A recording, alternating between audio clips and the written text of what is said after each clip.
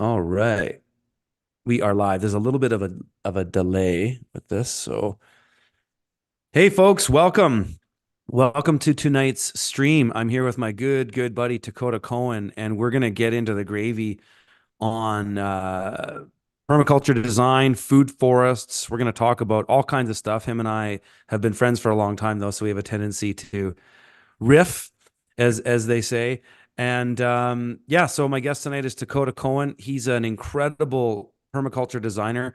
He's I think he's the next Joel Salatin, personally. He's an incredibly gifted young man who's creating some very interesting content, and that's a good amount of what we're going to talk about tonight.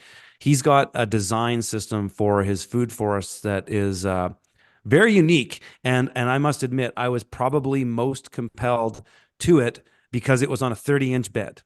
And there's something about a 30-inch bed for a guy like me that I can really get my head around and get my teeth into.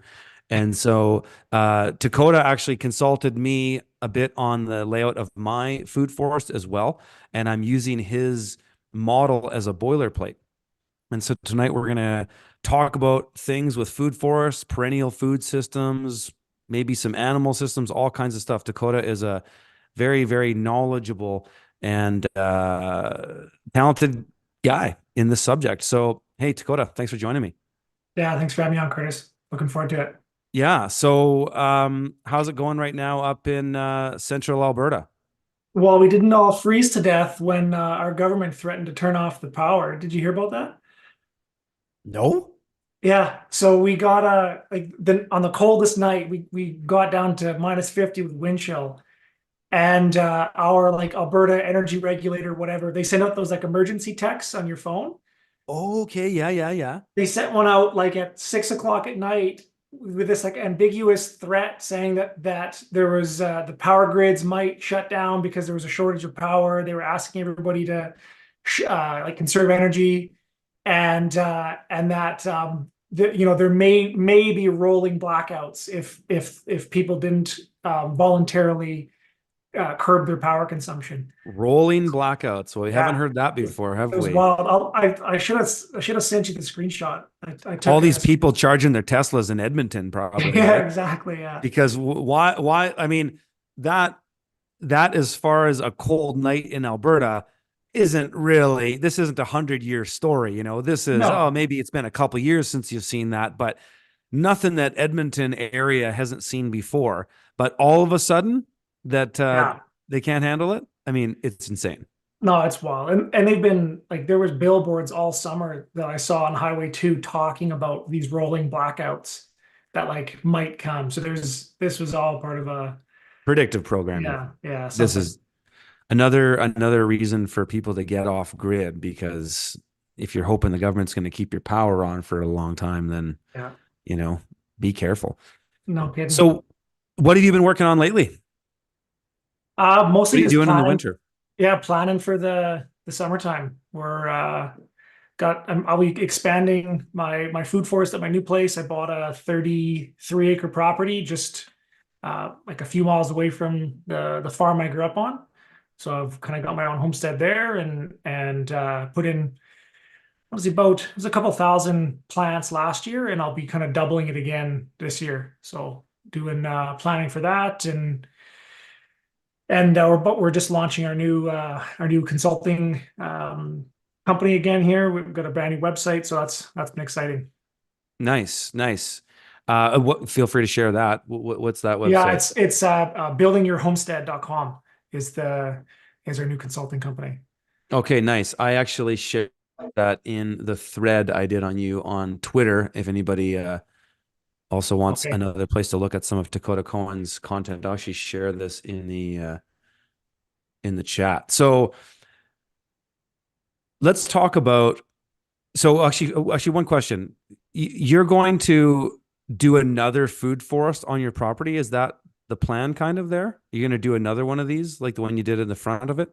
Yeah, why don't actually I'll let me share my You want to screen and I'll do it? actually pull up the kind of concept design I've got for my new Love it. place because that'll help to orient folks to any of the other stuff we get into tonight. Yep. Um, so yeah, this is the farm I grew up on, and folks might be more familiar with this from some of the videos I've done on my channel and also on Freedom Farmers and From the Field and stuff. And you've done some featured videos for your channel as Yes. well. Yep. So this is our 250 acre property, and then right across, this is Red Deer Lake. Right across the lake, I managed to snag another, just a beautiful. It's like 33 acres, so it's everything kind of inside this pink boundary here. Oh, okay. So Okay. it's the full length of a quarter section, which is 160 acres, but it's just a sliver off of it. So it's only like Right. 100 and some meters wide. There's a house or garage on it, but other than that, it was just bare. And I'm just gonna zoom in here. So I did like two kind of food forests last year. One was five That's the beds, one, right? yeah, right out in front of my house. Yep. And I've got some drone videos of that I can share. But then I also was able to shit, Adobe is not the best thing to Yeah, it's laggy. yeah, Yeah, sorry. it's cash. It's okay. It's But okay. I also was able to renovate an old shelter belt that was Oh, okay. around my house. And Yep. so I converted like probably a 40, actually no, it'd be more than that because the house was built in 64. So it would be yeah, almost 60 years old, a 60-year-old shelter belt. I was able to renovate it, cut out a bunch of the existing trees, kind of thin it down, and then plant like a food forest into that, Oh, so that I wow. my kind of canopy species already established. Right. And so that's kind of these guys here. And then this coming spring, I'll be planting another food forest kind of out on there's three beds right Yeah, here. wrapping They're about around. 100, yeah, 100 meters long. So that way I'll have just a really nice, and these beds are kind of on like a key line type pattern. Um, so Okay. yeah, if I can, I think there's some photos. I don't know if you shared some on the screen. We'll go through all this tonight. But Yeah. yeah, here's there's a really great picture of it of uh, Yes. of my new place. So these are the five beds I put in last year. This is that shelter belt that I was able to renovate, and then the new beds are I'm going to wrap around this part of my house here. So I'll just Wow. kind of, and then I've also got some food forest on this side of the driveway. This is my little like a nut orchard I've got going over here. So the goal is to have like a kind of a 360-degree food forest right around the house in my kind of zone two. And yeah, Wow. You're zone two. Okay. so that's not like a growing zone. That's in permaculture design. They talk about your Oh, um, oh, you're talking about your zone, your yeah, like the permaculture zones of zones. use. Right, Yeah, right, so of like course. your zone zero is your house. Zone one is Yes. like 20 feet outside of that, and zone two is kind of the quarter acre closest to your house, Yes. and then it goes out to zone five. Yeah. Zone five. You go. So let's go back to that map that you had of the big part of the property there. Just Yeah. curious. So what are you calling your zone five? Where does that? So yeah, like the in permaculture, zone five is typically seen as like a wild area that you don't really do anything in I thought except that was maybe a more of bit. a zone four. No, zone four would be like extensive grazing systems. Okay. Yep. Or so the way that I think about it is your zone zero is your house. Zone one is the area right around your house, and that's you go there multiple times per day. And then That's right. zone two is like multiple times a week. And then Right. zone three is multiple times a month. Zone four would be like a couple times a year. And then zone five is like you rarely go there.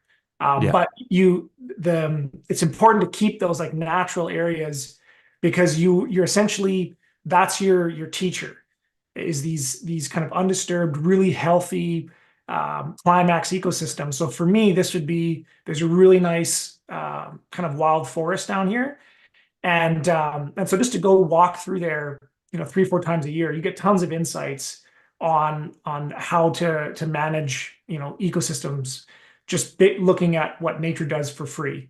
Yeah. Because there's a natural Yeah, occurring ecosystem right there for you. Yeah. yeah, yeah, absolutely. So that's your zone five. And then what What's going on with these blocks in here? What kind of crops are you doing in here? Yeah, so these I've got if folks are familiar with some of my other videos on my channel, I've got it. I call it my livestock hub system. So I do like uh, pigs, dairy cows, and chickens at our existing farm, and I've developed a really great system where they all work together really well. And now for that, you obviously want to be able to get them out on pasture to graze, but dairy cows and pigs they need management a couple times a day. Like pigs need to be at least my style. I feed fermented grain. The dairy cows need to be milked once a day and then locked up at night for their calves. And so they always need access back to this hub for management. Right. And so I've got this alleyway that will connect up to different pastures, and each one of these pastures is about an acre, Okay. roughly. And so the idea is I'll have, kind of an acre pasture with a future food forest breaking it up that will act as, shelter for the livestock, but also, more kind of agroforestry crops, more. I might even get into like a commercial berry harvesting operation, like a mechanical harvester. And Wow, so those are these, pretty cool. yeah, so that's the idea is there'll be kind of these 1 acre paddocks of grazing that'll have really nice, if kind of basically food forests on either side of them. And then I can just run the animals down this laneway and let them into, one, two, three, four, five, six, however I want. And then because they're going to have that pattern set up, I'll actually be able to irrigate them with just a simple big gun Yeah. like this can reach 200 feet in either direction. And I've got the reason I bought this property is because it has a huge wetland on it. Wow. And so I've put in called a wet well. It's basically like a shallow bore well that can put out easily a couple hundred gallons a minute flow, and that pipeline is going to follow that laneway. It'll branch off, water on my Beautiful. trees, and I can use that for actually irrigating pastures as well. So, once the animals are done grazing through one paddock, I'll put the water on that, and then the water will kind of follow behind them, and I'll be able to just do laps basically. I love this. This is looking more and more like a market garden.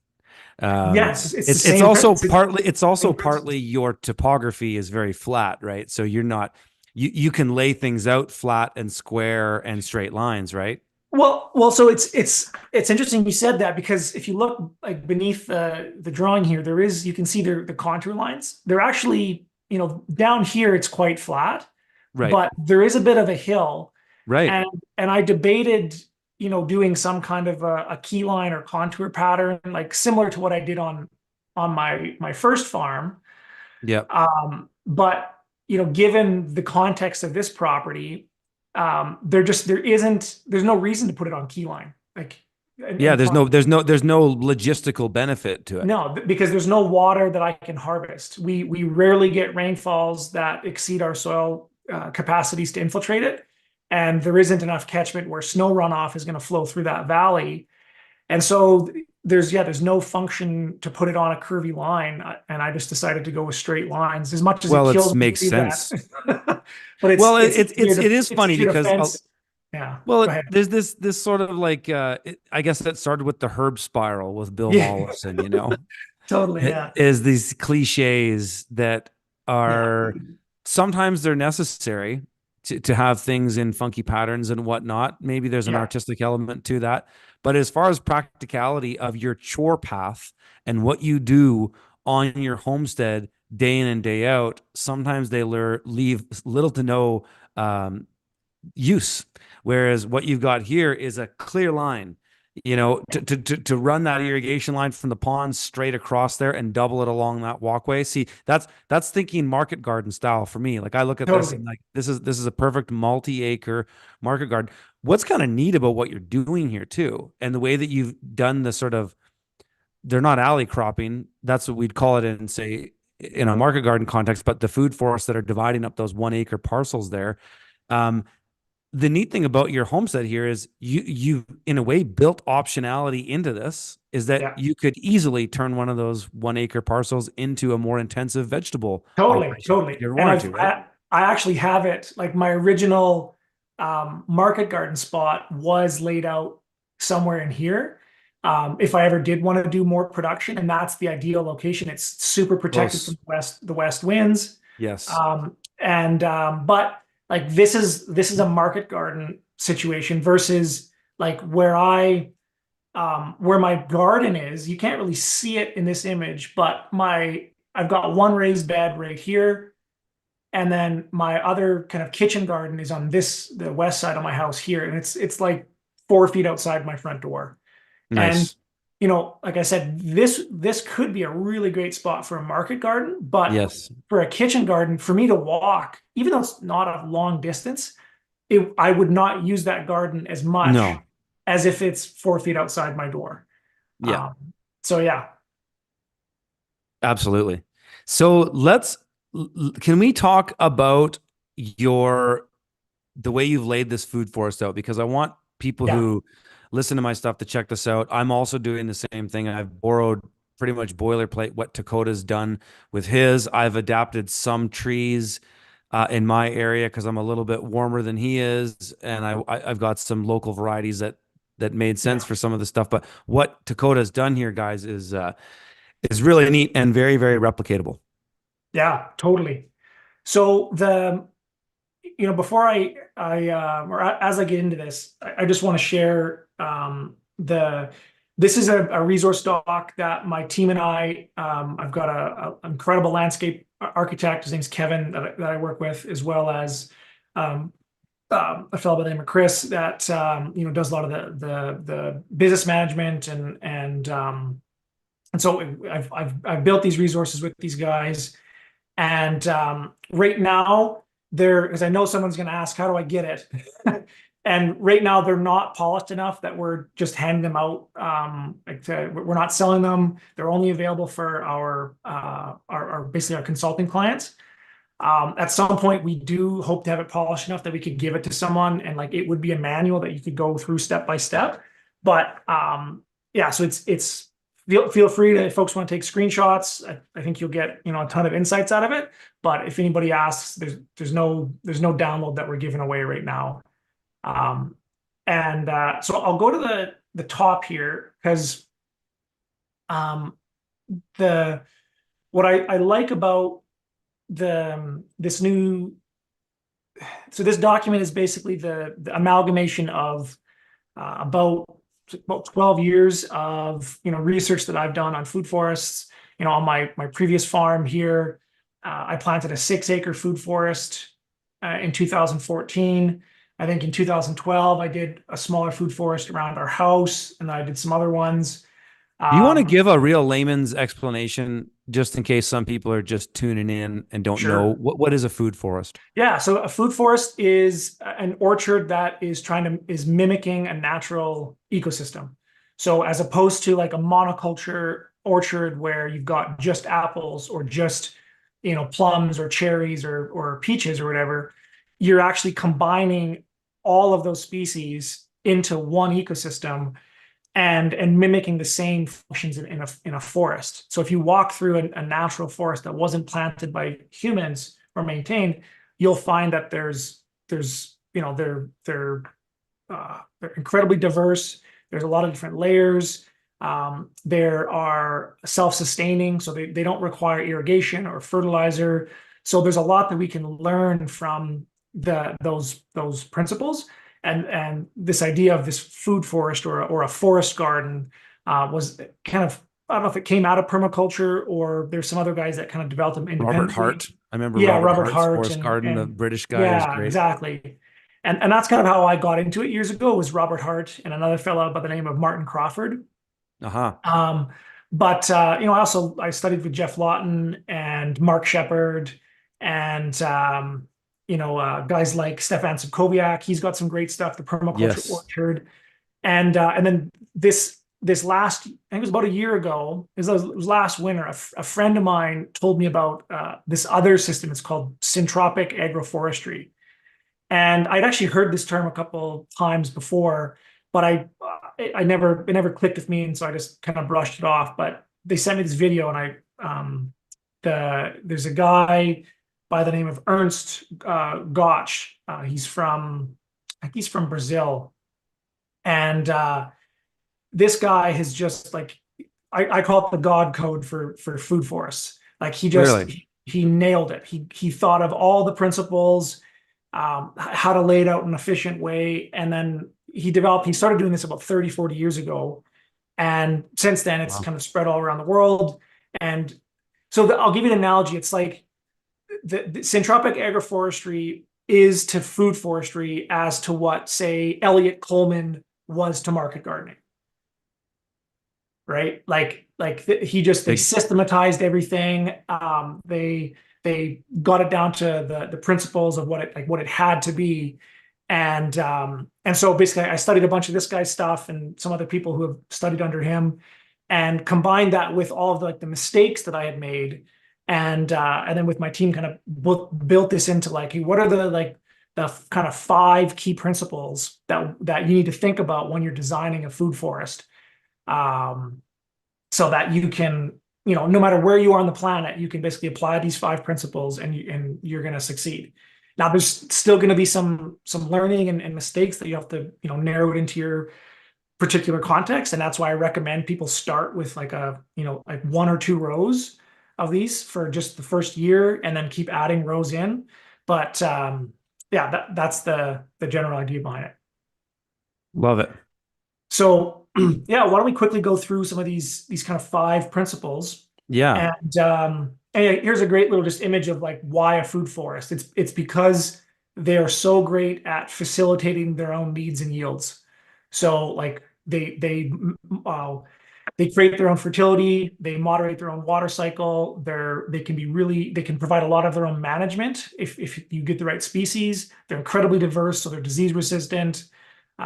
They can actually create their own ventilation systems. They build their own soil health and they attract pollinators. And of course, they yield all these different things. Versus if you were just to do an orchard, all of these needs would have to be provided by you. And this is why orchards are so energy intensive and so expensive to maintain. They are, Versus, man. you Orchards are a know, ton of work. Every winter you yeah. got to get out there. And if you miss a year of pruning, I've seen orchards that were left for a year and then you come back and it's a nightmare. Yeah, totally. And so like this isn't to say that there won't be management and you won't have to do work, but the work that you'll be doing is like super productive. There's a really great, I think it's a Japanese quote that says like the master accomplishes more and more by doing less and less until he accomplishes everything by doing nothing. And to me, Yes, I love that's that. what food forestry is like all about is you're going to put in a lot of incredible amount of thought and energy and planning in on the front end. And then, there'll be some pretty good maintenance for the first few years, but after a certain point, it starts to become a lot more self-sustaining. And what's cool is like, this isn't just theoretical. There are now guys that like this Ernst Gotch who has, one of these food forests. There's some great videos of him online. I would highly recommend people check him out. But I think he has I think he has a cacao farm, and he's like 3,000% more productive than the nearest cacao farm, and he has 0 inputs. Like Wow. he's Hey, just Dakota, blown. spell Yeah. his name again. I'll actually go down to the bottom here because we've got Yeah, let's see. a little I'll put resource. some links while you're chatting in the chat for folks. Yeah, so here there's a great little a resource thing at the bottom here. So Agenda Gosh is the name. I can want me to copy something. Agenda. What a strange name. Yeah, Spell. it's this is the funny thing is like some of the videos have been put out by like a bunch of globalist organizations. So they're trying to like hijack this guy's incredible work. Uh, Okay. but here I Which they will. do. Yeah, totally. Oh shit, I Oh, can't. this guy. Okay, I've seen videos of this guy before. Yeah. And there's he's a good guy. There's Permodynamics out of New Zealand. There's another guy named Byron in New Zealand. And then Stefan and Mark Shepard. They kind of got a lot of these principles as well. But so yeah, thankfully there's a ton of these guys who've been implementing this stuff all around the world. And so my team and I just tried to like, we read a lot of their stuff, watched a lot of the videos, and we tried to condense it into what does it have to be? and that's what this doc is all about. So yeah, I'll try to bang through some of these principles just quickly because I want to get into the nitty gritty stuff. But so the first one we're going to look at is something called strata, which um, in kind of conventional food forest terms, that would be like the layers of a food forest, right? So you've got your emergent species, your high species, your medium species, and your low species, right? And so you know the your emergents are the ones that are popping out the top. They need full sun. They're in more warmer climates, they would be frost tolerant. Obviously, there's very few things that can tolerate minus 40 or 50 degrees Celsius without shutting down. So we don't have to worry about this too much, but we can still use some of these principles, even though this was designed in the tropics. I've seen how in that shelter belt that I renovated last summer with those existing spruce trees, they were actually providing frost protection on the front end and the back end of my growing season. That was giving me an extra week or two by having those coniferous trees in there. So we can use some of these principles for that. Right, And right, then of right, course the lower we go down closer to the ground, the more shade tolerant and the less frost tolerant we're going to have our species. right. And so that's basically it is for this first principle. And the goal here is we're trying to maximize photosynthetic capture. So Yeah. that if you imagine this like a pinball machine, a photon of light is going to bounce around here and it'll never touch the ground because it'll be 100% capture. So you can think of this like surface area versus most orchards, they would just have one species, and there's just a lot of dead space where even in between the rows, they'll till the rows or herbicide the rows. So there's nothing for miles. Ugh, Like look at some of these just almond orchards in California that are oh, they're toxic. awful, right? They're Uh, just toxic. The soil is just yeah, sterile and polluted. It's just yeah. disgusting. Yeah. So the other principle thing I want to mention here is that what's cool about these principles is that you can apply the same principles in a market garden context, when you're designing a pasture blend, or if you're doing a cover crop blend, it's the same thing, It right? is. So, I'll tell so you, in a market garden context, the idea of strata, I've used for years. yeah, it's the It, three it goes sisters. into biointensives, really. John That's it. Jevons' ideas, Elliot Coleman's Yeah, ideas, yeah, absolutely. yeah, yeah. So this would be like the three sisters, right? The corn, bean, Yes, squash. So right. corn is the emergent, beans would be the high medium, and the low is the squash, Yep, right? But so that pattern, the goal of that pattern, the principle is you're trying to maximize photosynthetic capture. yep. So that's the first principle. And you can all these principles you can observe in a natural forest ecosystem. And so I encourage folks to go walk around and check that out. So just further to this idea of strata, if you were to look down like at this kind of plant community here from the air, it would look like this. And say this is 1 square foot by 1 foot by 1 foot.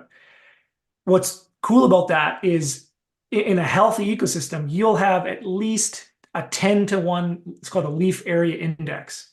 So for every 1 square unit of land, you're going to have 10 square units of leaf area to get like truly maximum photosynthetic capture. So it's super dense.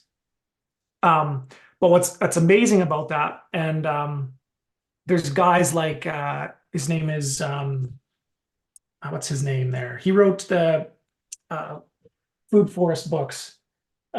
Dave Jackie. Hey, Jackie. Oh, yeah. And Yeah. Eric Tomer. So Yeah. yeah, so he talks about how the brilliance of the corn, beans, and squash, the three sisters, is that the shape of the leaf of corn is narrow enough that it basically doesn't actually cast shade beneath. Especially because the way the sun moves throughout the Yeah, day. yeah, Yes, yeah, it's a yeah. And thin so shadow. Yeah. a lot of these emergent species, like your high ones, even though they're covering everything else, light is still able to get through underneath and actually still provide full growing sunlight to things in the high and medium layers. And so there's all kinds of cool things you can play around with, and like your species selection is really key here. But again, you don't have to like, crack all this. All the other work has been done. Like you can do research on what species in their natural environment are would have evolved to be in a high context, or an emergent species versus a high versus a medium versus a low. Right. Like currants, they're a low species. They're designed to live in the understory. Hazelnuts are a low species. Um, versus your even your apples would be more of like a high, versus pears are more emergent. So yeah, that's the key principle again for the strata is maximizing the leaf area index to capture solar energy.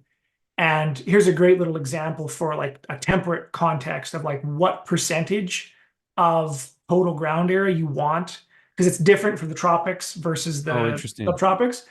So and there hasn't been as much work done in the temperate context. So, these are rules of thumb, but generally it's like 10% of your total area at when it's complete will be emergence, 20% high, 30% medium, and 40% low. Right. Um, so again, just some rules of thumb to think about for cold climate context. I guess yeah, before we go on, do you have any thoughts or things to add in there? Like it's Um, I love your insight of like comparing this to market gardening, because these well, and patterns apply. the thing that I love about the work you're doing is you're bringing a lot of complex ideas that you haven't invented any of these ideas specifically. You've done some incredible Yeah, amalgamation, is what we all do, right? I didn't yeah, invent anything new with market gardening. yeah, Um, but I like how you bring it into understandable principles, which a lot of stuff in permaculture doesn't do that well. So, yeah, if you got the original Bill Mollison book, Bill Mollison was sort of an idiot savant in a way. yeah, He was totally, kind of nuts. He was really misogynist, and he was funny as hell and politically incorrect. totally, That's why I yeah, loved him. yeah, But it's a lot of stuff that many years after permaculture came out, I saw this in the early days when I was kind of getting on the scene and traveling and doing conferences and stuff like that. Is a lot of woo woo stuff, a lot of hippie stuff. yeah, It's really nice. Guys like you and Mark Shepard would be one too. Stefan Sapkoliak for sure. Guys that yeah, I've met uh, are really bringing this into practical, tangible things yeah. that are, yeah, a lot more applicable. Totally. And that's really what, my team and I we're striving for, because we have we're building these same documents for every element in like the permaculture or homesteading space. So we've got one on dairy cows, one on chickens, one on water systems, one on fencing, one on grazing, one on, we want to keep building these out, and like where we're doing this research, trying to like capture the best of all the different things that people, the kind of prescriptions that people have been using that have worked for them, but then pull out the principles so that they'll work anywhere. And then we don't get so bogged down in the details, I find, and it's easier for people to apply these to their own context. That's how I like to think. I Yeah, like because I base all foundational principles. yeah, and I know it's hard to like, you need examples of real life systems so that you can see the principles in application. Yeah. But it's dangerous, I would say, if you copy someone else's prescription, you're going to get side effects. Yeah. Versus if you understand the principles, and one of them is usually to start slow and steady, you can figure out your own prescription and there won't be side effects, and it'll be perfect for your context. That's the thing that most people who get into permaculture miss Yes, I is agree. they just make comments like, well, why didn't he do this and that? Not. It's like, well, Yeah, because that wasn't his context. yeah, It just didn't suit this. Like site specifics are so important. yeah, This is a thing that every armchair quarterback misses, that site specifics, because they learn things that Jeff Lawton yeah, did and whatnot, and what he did in the desert of Jordan, and yeah. then thinking that that can be applied to central Alberta, Totally, totally. No, but you could study what he did in Jordan and what worked, and it would fit into these principles. Sure. And Yep. that's what's cool. And again, I want to stress here, like, imagine this isn't trees here. Imagine this is plants out in your pasture that your cows are going to graze on. Or this could be, plants in your garden, like the Three Sisters. So don't get caught up on, well, how high is an emergent? It could be it could be 6 inches, it could be 60 feet. Doesn't matter. Right. Yeah. It's what it's in relation to, and also whatever that high species is does it tolerate full sun? Versus these guys in the understory, they need to be shade tolerant. Yeah. Uh, and that was a game changer for me. And a lot of the early books I read, and they were good books. Like these guys had done it for 20, 30 years. They didn't have any of this stuff. And I've killed a lot of fruit trees. I've wasted tens of thousands of dollars in mistakes. And when we get towards the bottom, I'll show you some images of like I had more growth on trees I planted this year than I've had on some of my food forests that I've had for 6 or 7 years in a single year.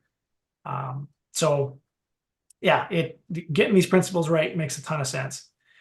The next principle, and this one is like just so cool, is the life cycle principle. I And love again, this. most food forests, and the same thing for market gardening. You have to think about. I imagine Succession it like, cropping. yeah, Exactly. it's a relay race, Yeah. right? And Yeah. so you got to plan out who are your short-term sprinters, who are your medium distance runners, and who are your marathon runners, and you got to plant them all and get them in the right place at the right time, so that they fulfill all these different contexts. And so when you're thinking about life cycle, every single plant has this stage of growth where they're in like a rapid growth and accumulation phase, and typically it's exponential or at least really really strong. And at a certain point, no matter what species you have on the planet, at a certain point it'll hit its peak and it'll start to decline. Yeah. So whether it's lettuce or a pine tree that's 5,000 years old, doesn't matter. It's going to have this kind of growth pattern. So the goal here is we're trying to transfer the life energy and nutrients from one plant to another over time. And this is what forests do. This is the succession of ecosystems, right? But what's cool is we can take a process that without human involvement might take hundreds or thousands of years, Yeah. and we can collapse time and do that in 10 years. So we can 10x the speed of that natural succession by fast tracking this. And there's a couple ways that we do that. One of them is by planting all the species at the same time, so that you're not just having annuals in the first year, then just having biennial. Like you can plant everything year one, so that's one way. But then it's in the management of how we actually intervene to cut these species off before they start to decline. So, and I'll get into this later, but at right when they hit peak growth, and which is for all these species, it's typically when they've just flowered. That's when you get in there and you cut them, because Chop and they're drop. chop and drop. Or I love this. It's actually in the Syntropy space, they call it mulch and organize.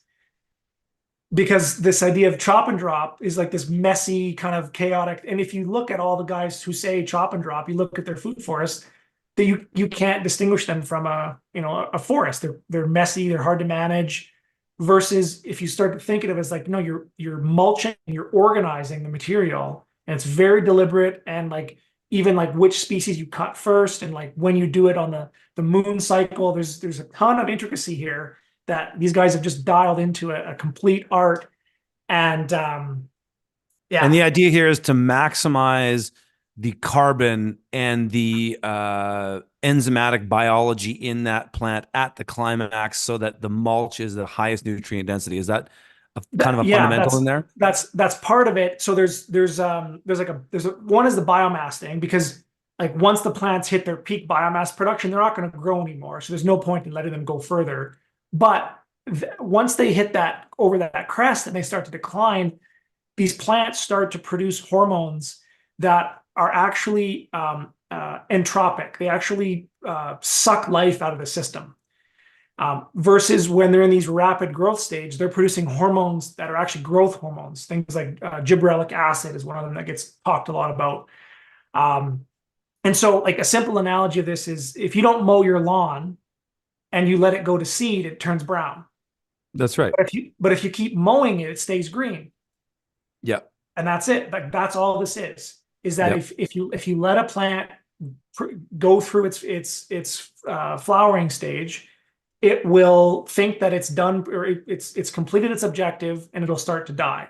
So you It's want to amazing too how you'll see the dandelions all do that at the same time too, and they yeah, just yeah, kind of spread as that hormone is released in a little yeah, geographical yeah. area. And so what's funny about this is a lot of the reasons why grass gets blamed for being so bad to have around trees is because if it's not managed properly. Because if grass starts to get rank and like get all dead and oxidizing, it actually does start to rob nitrogen from the system. It produces these hormones that slow the growth down. They're stagnating the system versus you can take some of these same grass species and cut them strategically and use them as mulch around these plants, and now they're actually a benefit to the system. So in all of the early food forest books that I read, grass was like enemy number one, and which never made sense to me, but I couldn't figure a way around it. Versus these Syntropic guys, they really applied one of my favorite principles in permaculture, which is the problem is the solution. Right. And for them, grass is actually the most important species in their plant communities because they use the grass to cycle nutrients and harvest it and build the mulch and the all the kind of natural forest floor conditions that you would have around their productive long-term species. So they're actually letting these fast runners go like crazy, and they keep cutting them and adding them over into the long What guys. what about what about grazing animals in that, or is Same, is it is it totally. important to mulch it down, or can animals go in and graze? So this is an interesting thing that I've noticed within the Syntropic community and the food forest folks is I've never seen anybody who does a good job talking about animal integration, which is wild to me because if in my mind, animals A are lot of the these permaculture hippies are vegans, like that's part of it. especially in Uh, the tropics. but even like Ernst Gotch, I've seen videos of him where he's talking about how he's getting rid of his chickens. Oh, did I lose you there, Curtis? No, we're all good. Okay, Yeah, a okay. little bit of lag, but it's all good. Yeah, so even like Ernst Gotch, who developed a lot of these principles, he's getting rid of chickens from his system because he says the chickens are too destructive of his mulch systems. Hmm. Which to me is like, well, then put them in a chicken tractor. And so, Sure. like, this is a design we just did for one of our clients here. And so, these are these syntropic rows. And if you put chickens or ducks or rabbits, in, simple chicken tractors like this, where they're contained and they can't get to the mulch, they can build all the fertility in the rows and you'll get even Yeah. more grass growth.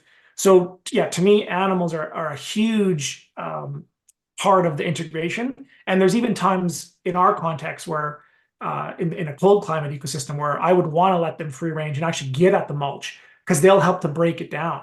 That's what they do. That's what I find with chickens because I've integrated them so much into my gardening now. They're like I use my chickens more than my BCS now.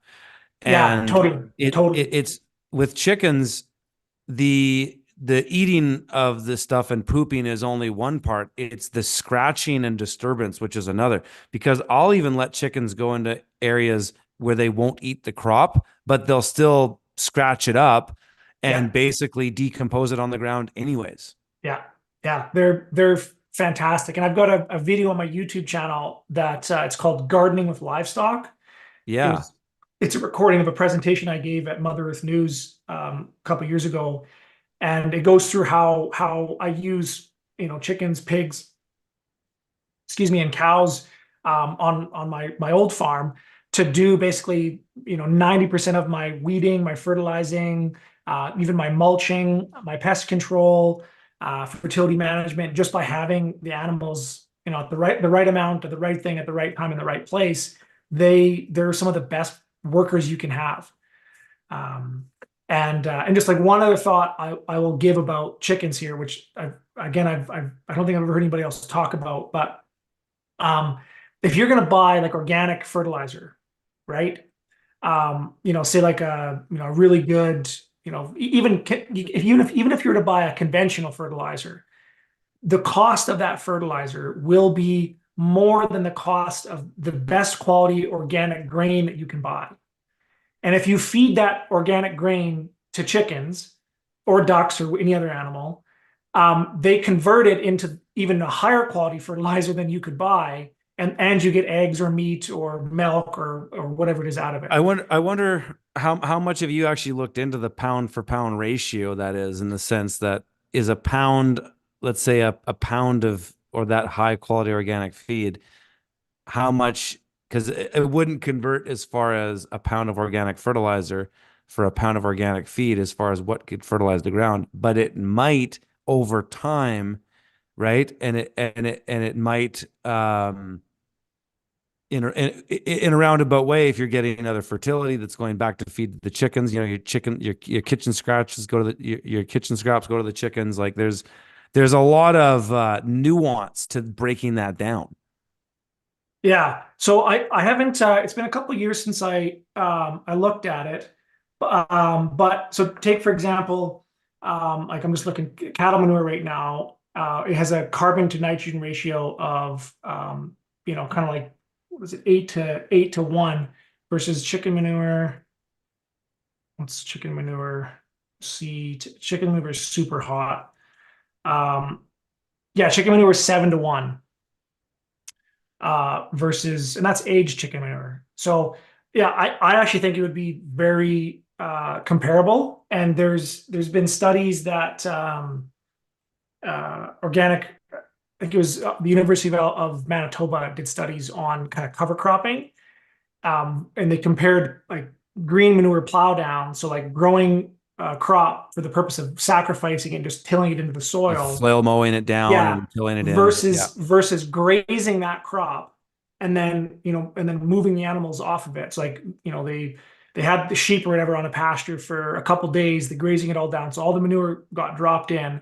But the amount of nitrogen that's available from having the animals grazed it, even though they're incorporating some of it into their body, there's more bioavailability. I think it's double if you were to just plow that crop into the ground. So I don't know Well, the it's not surprising as well too, because tillage releases so much nitrogen too, and it really destroys soil in many ways. Not that I'm opposed to tillage, but yeah. I can tell you, I mean, I had one block in my garden this year that I did entirely with chickens. It's the area that I had chickens in over the winter last year. And then so the chickens basically tilled up and scratched this area. I just broad forked it and raked it flat, and I planted it fully with no fertilizer, and the crops looked as good as they were if they were fertilized or with the new compost or anything like that. So Yeah, on my totally. homestead now, chickens are critical, because this is how I can actually eliminate an input on the farm entirely. Albeit I've got a big cube of your really good organic feed for my chickens that I'm Yeah, feeding them over the winter.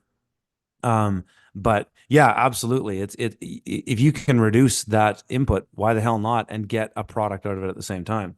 totally.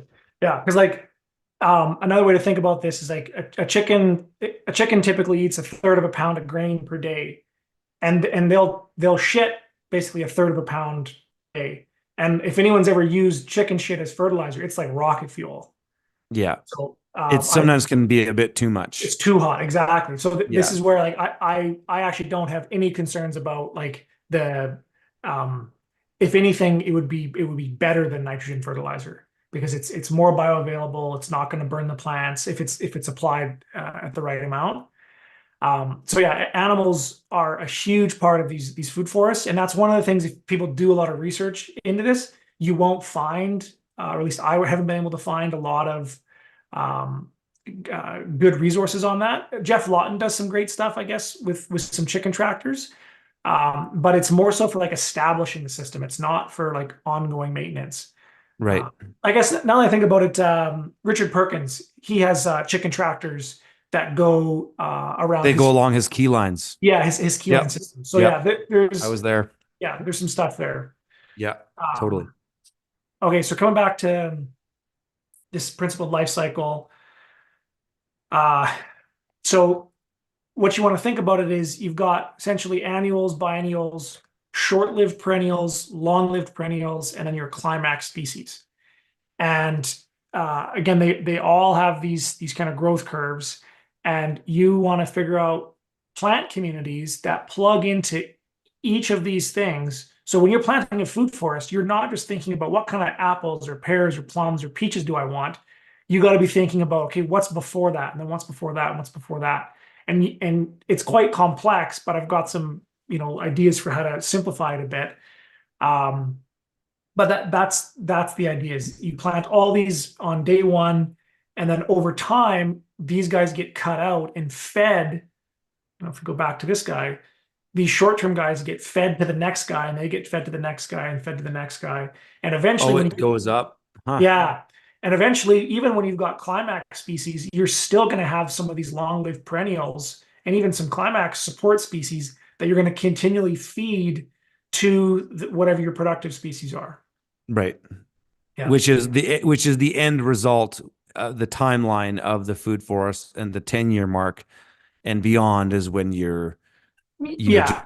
basically maintaining those Yeah. main systems or One, trees. and it would depend on what kind of a syntropic system you're trying to develop here. Whether this is because I'm using these same principles to lay out my garden, my market garden system or my kitchen garden, where my pathways, as opposed to using wood chips, I'm going to use a species of non-suckering grass called orchard grass or a cocksfoot that I'm going to use to produce my own mulch in my own rows. And I've done that for years with annuals, but as a result of researching these guys, I've found a way to kind of get rid of the annuals, so I can just plant it once, and then I'll still have 30-inch beds, but my walkways will be basically a mulch productive system that will also have rooting hormones, and it'll activate the soil biology earlier in the year because the grass will start growing as soon as the snow's off. There's all these other benefits. Yeah. So I can still use the same principle of life cycle in my food forest, or sorry, in my market garden. Okay, so the next principle here is succession, and this one is very similar to life cycle, but I'll tease out the difference here, but I'll get to it in a second here. So the key principle here is we're trying to optimize the four ecosystem processes over time. So this is the water cycle, the nutrient cycle, the solar cycle, and then the evolution of organisms or the community dynamics. So this process of succession goes from what everyone learns this in grade 6 science or biology or whatever, where we go from some kind of a pioneer or an establishment phase, and we progress to a climax ecosystem. So there's a fire, there's a flood, there's a pillage happens, or some kind of destructive event happens. It wipes everything out. The first species that come in, they're fast growing, they're super aggressive. Their goal is to basically establish the environment and to protect the soil. And then as you go further along, they get longer and longer lived, and they get more and more kind of delicate and finicky, so to speak. Like they're not as tough and thorny as the earlier guys. But as they go along, they tend to build the soil health, the water cycle, and the organisms get more complex. So you might, in a disturbed ecosystem, you might only have one or two species, versus in a healthy forest, you might have hundreds of species just in the plant community, let alone the billions In the of, soil, of and things that are yeah. in the soil, right? So what I want to stress here is, with succession, is you have to identify what stage of the successional cycle you are at for your ecosystem, because that's going to dictate what kind of species that you use in your life cycle planning.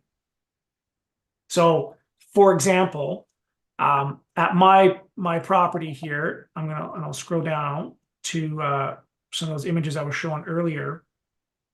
I did 2 food forests this year. One of them was on grass, like an old lawn that would just been compacted for decades. There was no soil there at all. And then the other one was in an established basically a forest that had been building topsoil for decades. And so I didn't need to put as much effort into my support species in the early stage here because this system was already in an abundant stage. Right. And what are those Versus, trees? Those look all deciduous? It looks like there's um, some evergreen in there. yeah, so there's a row, like most prairie shelter belts are like a row of spruce trees. There's a row of maples, there's a row of elm trees, and then there's a row of carragana. Okay. Yeah. Caraganas can get quite big, can't they? Well, yeah, and you can't see it here, but I actually mowed them to the ground because they were at the end of their life. So I literally had a mulching machine come in Just and big bush hog. just destroy them Yeah. all. Yeah. And they grew back, and I knew they would. They're already 4 feet tall in the first year. Wow. And they're Um, nitrogen fixers too, yeah, right? they're nitrogen fixers. They produce seed. So what I'm getting And at here chickens is, can eat that seed too with oh yeah, carragana, don't they? humans can. It's great. I've made The all kinds of legume, stuff. isn't it? Yeah, it tastes just like beans. Wow. Yeah, Isn't that cool? yeah. So yeah, like as I was saying, because this ecosystem here was a lot earlier on the successional scale, I had to put more effort into my thinking about what species I was going to use to help build the soil, versus in this existing food forest. Like, it was some of the nicest soil I've ever seen. So I didn't need to put as much thought into it. So when you're planning out your food forest, you'll need to think about where are you on the successional cycle. Like, are you, an old, parking lot, or like a compacted clay field, or like, for you, Curtis, where you're just on the side of a mountain. You're very early in this establishment phase. Yeah. Versus, there's other spots, say in the spot where you built your pond, back in the woods there, you had beautiful soil back there, right? And so Yep. that soil was more in this kind of transitory abundance phase. Right. Yep. So that's the idea here is you need to think about, how these different four ecosystem processes interact over time to basically build the conditions for life. And you might think about this as like a bank account too. It's like Yeah, if you were absolutely. gonna start any kind of endeavor, you wouldn't do it if you were in a bunch of debt or you had no money. You'd need to wait until you grew up a bunch of capital that you could do whatever you wanted to do. So what I always there's a misleading quote that a lot of people share, which is the best time, or sorry, the best time to plant a fruit tree was 20 years ago, and the You're right. second best time is today. Right. And that's true, but the thing that it misleads people to do is to go out and plant a fruit tree into shitty soil like this, and then in a year or two when it dies, it's like, oh shit. Versus, so what I like to say is, it's not how soon you plant the apple tree or the fruit tree, it's how soon you create the conditions for that fruit tree to thrive. Yes. That's what you have to do. And Right. now there's ways you can fast track that.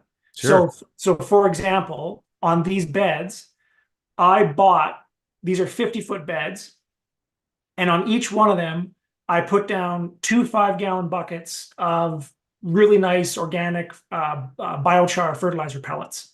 Right. So Yep. just, From Lee there. yeah, exactly from Yep. Lee. And now that doesn't seem like much.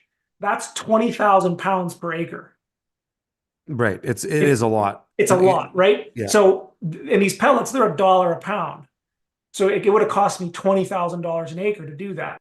Because it's in a zone 1 garden, it cost me, a few $100 for 5 rows. I don't care. That's a Mhm. no-brainer. If I'm trying to scale this up, like say on these other rows, there's no way in hell I'm going to be able to afford that amount of importing in capital, living capital from somewhere else to kickstart the system. So I'm going to have to build my ecological capital the old-fashioned way by cycling these ecosystems. So that's one way to think about this. This principle of succession is think about pioneer ecosystems, climax ecosystems, figure out where you are, and then identify what kind of plant communities are already thriving in that type of ecosystem, and how do you mimic that? So Exactly. That's why when I took your boilerplate here, yeah, I did a bunch of observing on my property, which I've just done for years, but I noticed I've got green alder all over the place here. I've got a type of, it's not a poplar, but there's something similar to it. I've yeah, found a bunch of things that I can do. I mean, even your honey locusts here, those actually grow yeah. in some of the areas around here natively. Oh, really? Oh, cool, Yeah. cool. So some of these things, again, just kind of reinforcing what you're saying is that looking at your local context and what's going to fit, because we're going to get into some more of the details here when we look at your plan. And Yeah. this is a lot of information. We're probably blowing some minds here, but smash the like, folks, if you guys are enjoying the stream here. Um, hey, Takota, why don't we just take a couple minutes and I'll just throw some questions at you that have come up in the Yeah, chat. yeah, totally. That's great, man. Okay. And we'll just take a break from it and then we'll go back. Um, somebody was mentioning, well, we actually addressed animals in it. Have you had animals go into the first iteration that you did this in the front yard? I Not think, here, not that place, at your newer oh, place. at my new Is it too place. early to put them in? Like what's the So timeline to get animals in and what do you got to do to protect so they don't just mow everything down? yeah, so that's where these chicken tractors are key. Right, And okay. so I actually I'm now a distributor of what I think is the best chicken tractor I've ever seen. It's called the Aluma.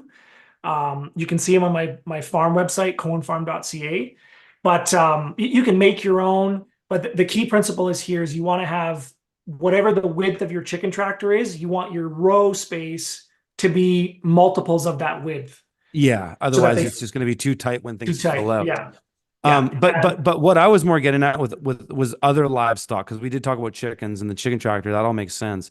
But Mhm. what about bringing in sheep and Yeah. Yeah. at So what stage can cows get in there? this And is actually the next principle. okay, there we go. Let's just keep Uh, going forward then on that. Okay, so this is the principle of management, which is managing kind of energy and nutrients over time. And so I've already talked a bit about the idea of mulching and organizing when the plants are at peak growth. But what I haven't talked about yet is how to uh, kind of how to use that in cycles. So if you're in really shitty conditions, you may not plant fruit trees the first year. You may just cover crop for the first two or Right, 3 years, right, or more. If you're in really shitty, like say you're in a salt pan or something, or you're right. on bare rock, it may take a lot longer. Now, at a certain point, when your trees are big enough, you can start to let other animals into the rows. And Mark Shepard has some great videos on this where he deliberately lets his cows and pigs and stuff right into his orchards because they actually do a lot of his pruning for him. Right. Uh, in I think we lost. Oh, did we kill the share? You should Yeah, be able to share again there. sure. Yeah, no worries. I'll share this again here. So yeah, and then there's other guys that you can either run temporary fencing around it and move it all the time. You can put up permanent fencing for the first 5 years, then take it down. You can use those chicken tractors or like electro netting. Or you may just mow. You may hay in between these. There's guys that are growing grain in between these systems, where they're getting combines down here. Really? In more of it's more of a monoculture system where they're doing it for timber, for like walnut or poplar species for more biomass production. But yeah, absolutely, you can design the system to however you want. You just need to think about how it's going to be managed long term, whether that's with a scythe or a BCS tractor That's what I'm or gonna do. or a massive combine. It doesn't matter. Like there's guys in like Brazil and stuff that they're designing purpose built like machinery to do all the management and stuff. Wow. Like when I had when I was renovating this food forest here, this or my old shelter belt, I had a guy with it's called a hydraulic thumb on an excavator, and he came in and cut down 60-foot tall spruce trees in just one thing and just picked Right. them Just up and laid them yeah. down, right? And Yeah. you can reach up 20 feet in the air and cut those off. So you can do whatever you want. You just need to think about um, what the management in between the rows is going to be. So for me, I designed these rows around my little tractor, which is a 60-inch mower deck, and the chicken tractors I'm going to get in the future, which have a 6-foot width. So it's kind of in between, like it's the either one will work. Like the tractor is just a bit tight, or sorry, the chicken tractor will be perfect. The my lawnmower has a bit of space on either side, so I do 2 passes. But I put thought into that. Um, so coming back to that principle of management here, uh, and again, the ideas here is you're using management to store ecological capital until it gets to a certain threshold where you can then put in your productive species. You Yeah. might be able to do this all on year one, or you may have to focus on the establishment and accumulation phase for a couple of years before you can put in your productive species. You'll have to be the judge of that based on your own context. Um, but that's the key goal here. And there's a lot more detail in terms of like when to prune that's based on the moon cycles, and there's tons of stuff there. But I think the 80-20 is just really thinking about how are you going to get down these rows to do this work. And part of that is even like how wide the bed is, because as you said, Curtis, one of the reasons this really resonated with you is because it's a 30-inch bed, right? And I've so already, I've got infrastructure for that, yeah, but the width of that bed is key, because any of the management that you're going to do, if it's any wider, you can't manage the species in the middle. That's right. So That's yeah, for myself building these on my terraces, which yeah, are some of them are, I don't know, up to 8 feet wide. I could really only fit one of them in there so that my machine can go around, so that when I flail mow the cover crop, which I've done as a clover, yeah, I can just go around the bed and not just be stuck on one particular side. So topography can really yeah, affect how you have exactly. these laid out, Yeah, right? yeah, totally. The access piece. And so it's like the width of the beds themselves, the width in between the beds, and also the width at the end of the beds, so you can get in between rows. You got to really think about how you're going to get in there and do this stuff. And not only for the first year, but for the next 30, 40 years, Right. or more, because when you got to think about, again, in my zone one context, it's not a big deal because it's all going to be hand managed for the most part. But when I'm talking about laying out these rows here, where I may be potentially looking at mechanical harvesters for the berry crops, I need to be very careful with where I put everything, because it won't work with the machines otherwise. Yeah, exactly. Yeah, the Um, machine's so specialized. yeah. So and I've already talked about a bit about this, the idea of pruning the whatever your support plants are right when they're at peak, production, so that you're basically pruning them and then feeding them to the next guy, and then pruning them and feeding to the next guy, and getting onto to stop it from going into, it's called senescence, when it Yeah. starts to produce seed and starts to die. That's when you want to get in there. And there's some other principles, like never reducing more than 25% of a tree. But even that, like, it depends. A lot of these Syntropic guys, they're breaking a lot of these rules. Like, what they're finding is that in these healthy ecosystems, they're pruning some of these trees to like 95%, and they're getting phenomenal growth rates. Like, the it's hard to explain this stuff without, even with pictures and stuff, which I'll show later, just like the amount of growth that guys are getting out of these systems, because the trees are literally producing their own growth hormones. And so there's all kinds of stories I've heard, and I've seen it as well with mine a little bit, because I've only had this style for a year, where say you're this first annual guy is growing and you cut it, and then there's this other guy underneath that's not really doing anything. But when you cut that guy and feed it to this guy, suddenly the next guy in line gets like a growth spurt, and Well, he'll also grow. you've eliminated competition for it as well Yeah, too, right? well, he's eliminated competition, but you've also what they say is it's these growth hormones like the gibberellic acid, and they'll grow like a foot or two in a few days. Like it's almost like you're putting in nitrogen fertilizer, but Wow. it's not. So yeah, there's different techniques, whether it's you're just pruning or coppicing or pollarding, and you might, depending on what support species you're using, you might have a different strategy. Like if you want to keep your pollarding service plants higher up so that you can walk underneath them, but also within reach so that you can still reach up and cut the branches. So there's a lot of details in the management stuff, and but if you just think about how am I going to manage this at every stage of its production for the next 40 years, you can really get a good idea of how to think about that in your context. Yeah. Here we Okay, go. This so is now the gravy of this, yeah, folks. this is the Now gravy you part. got some base principles here. This is the really cool shit we're Yeah. about to get So into. so this is where everything comes together, and this is the principle of synergy, which is the idea of basically 1 + 1 = 15, and the sum of the parts is greater than the what's that saying? I can't remember it now. Yeah, Um, I can't remember the gr- uh, saying. greater than the whole. I think I Yeah, know the yeah, quote you're trying to think of. yeah. So this is a quick chart here, and then a kind of a side profile to help think about how I'm laying out these beds. And like, keep in mind, if you do research on these other guys, Dave Gall got their own kind of style of layout.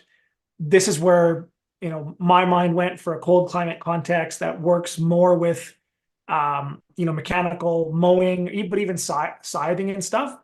Um, but so here's my kind of take on it is, so the first thing is I've broken it down into uh, just the components of it.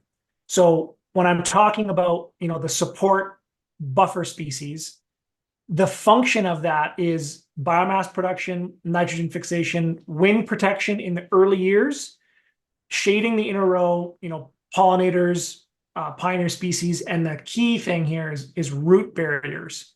So that's what this guy is, right?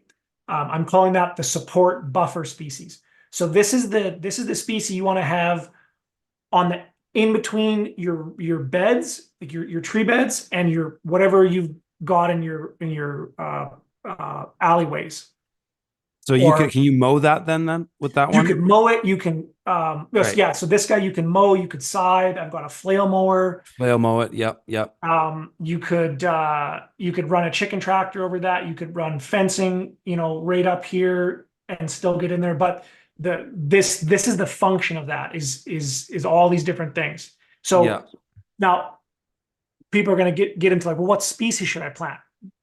I've got a chart later on I'll show that has some examples, but don't get caught up in what I did. Think about it from the principles, and then think about, for your context, what are the species in my area that would do well, and also that I want for my own, like, because you might have some early production in here that would work well. So if you really like cut flowers, you could put cut flowers in here. Doesn't matter. I'll show you some of the species that I use later on. Then the next guy over.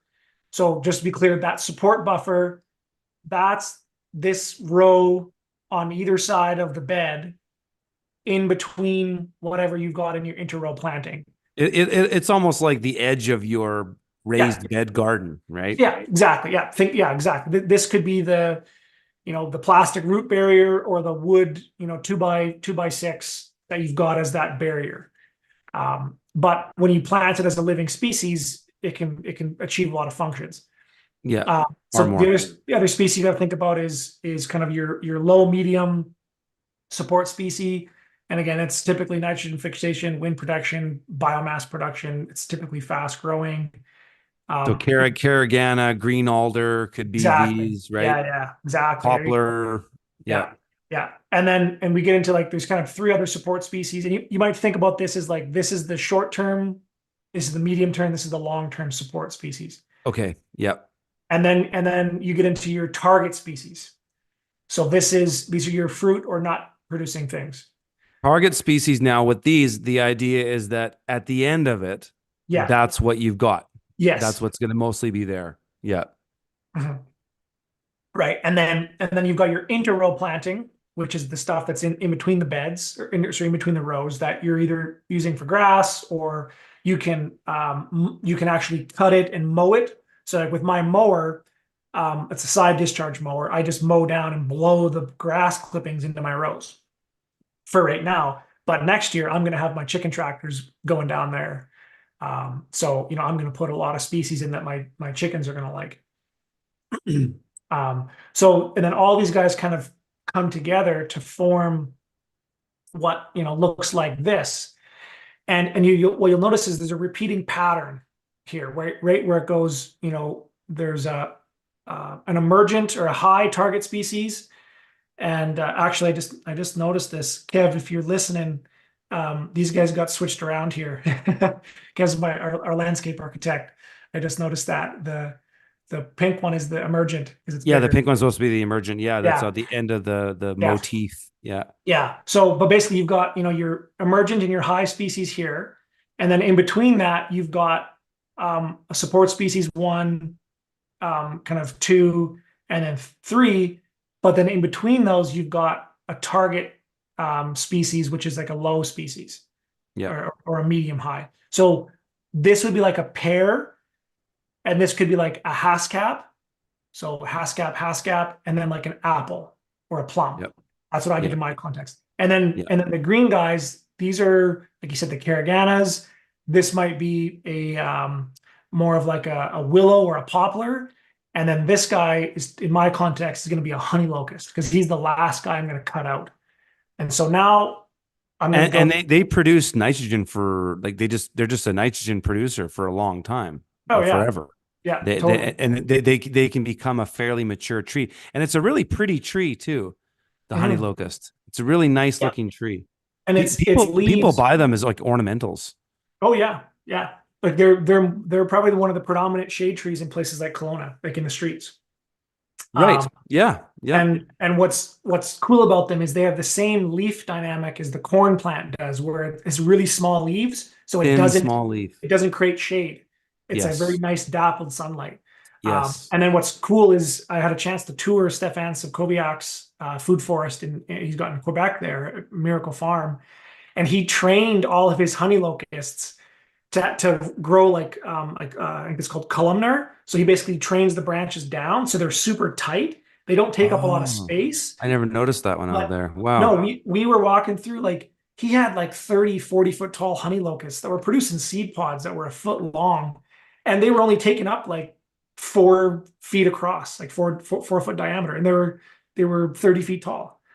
So and he wasn't really pruning them. He managed them with his style of I can't remember what this. You're basically training the branches down so that they're tight, and it changed the whole function of the tree. Uh, That's so cool. If folks don't know who Steph is, he's a buddy of Takota, and I'll put a link there yeah, in the you show notes. you've Stephen got to Zakoya is a watch. great guy. Yeah, watch his. He's got an incredible documentary called The Permaculture Orchard. I don't agree with everything he says in it. Like there's some things I would do differently, but there's a ton of good stuff in it, and he's just a amazing guy, and yeah, super big inspiration for me. Totally. And yeah, really nice guy, Montrealer. Yeah. And Oh it's been around for a long time, right? So you gotta yeah, sure you might have some things that you do differently, but that's anything in practice. oh But yeah, his system's been going for a long time, and it's a beautiful place to visit. And if anybody ever wants to go and visit Steph's orchard, you can. He does tours yeah, all summer. You can go, and he yeah, does a U pick thing there, and great yeah, place to check out. yeah. And like Just a outside of lot of his Montreal.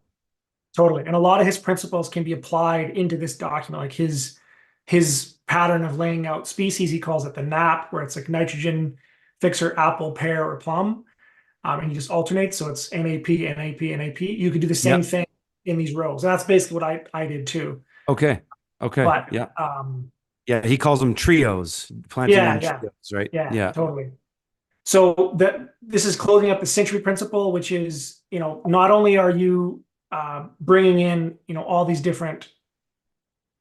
come on, all these different plant species together to form all these incredible centuries where they're doing all these different things for each other. But you also want to think about the other elements on your property, whether it's your house, your ruminant animals, pigs, poultry, a livestock hub, ponds, because they can provide these food forests by their placement can achieve other functions like shelter belt, privacy, habitat for your chickens, forage for other animals, cooling for the pond, erosion control. So this is where permaculture really comes together. Is it's not just about the individual elements; it's how they connect with everything else in the system. So yeah, really think about that century piece. So now let's get into this kind of applying these principles in a prescription that I used for my context. So yeah, these are 550-foot rows that are just outside my back door on the east side of my house. The rows are running east-west, which is not ideal. Ideally, they'd be going north-south, Just but for prevailing wind or no, for light. for light, just so you get Yeah. more even light coverage. Yeah. But for my context, because I already had this permanent feature of these tree rows here, I wanted to keep everything parallel to that. And so I made the Right. decision to keep everything. Context, site specific made sense. Yeah. So yeah, this is the kind of more of these details. Here's some of the plant species that I use, which we'll get into that. And so my long-term context is I'm going to be using, right now, last year I just used a mower and a scythe, and I've got some videos on my Instagram channel that show some of what that work looks like. What's your Instagram channel there, Takota? It's just my name, just Takota Coen. Oh, okay. Um, and I did some cool like before and after videos throughout the summer and stuff, and I'll be doing more stuff coming up. But so yeah, the next year I'm going to be running chicken tractors down here in these rows, and it's just one width of one of the 6x10 Alumacoops is going to fit perfectly down these rows. Meat birds, right? I'm probably going to do more layers, but it could be Like meat. isn't it just moving it around a pain in the ass? Then you got to go. I mean, I guess it's a small area there for you to move that around. It's not a big deal, but Well, and it's like 50 steps out, 50 feet outside my front yeah, door. right. For this site, It's and this is one of the huge things is like, my other food forests that I built years ago, they're a lot further away from the house. And I got so much quality of life just walking around, and observing these systems this last year, like more than anything else I've ever done. It was right, just one of the most enjoyable, fulfilling, just beautiful things I've ever created. And the pictures don't do it justice, but um, so this is my layout, and we're getting into specifics here in terms of widths and spacing in between trees. So don't get caught up on that, because if you've got bigger trees or smaller trees, like if you want to do dwarf species, you might go tighter in spacings, you might go further apart. What I right, want you to think about is applying all these principles, the strata, the life cycle, the succession, the management, and the synergy all together in this context. right. So this is year one. And what you'll notice is these are meter spacings, but there's a tree planted every quarter meter or every foot.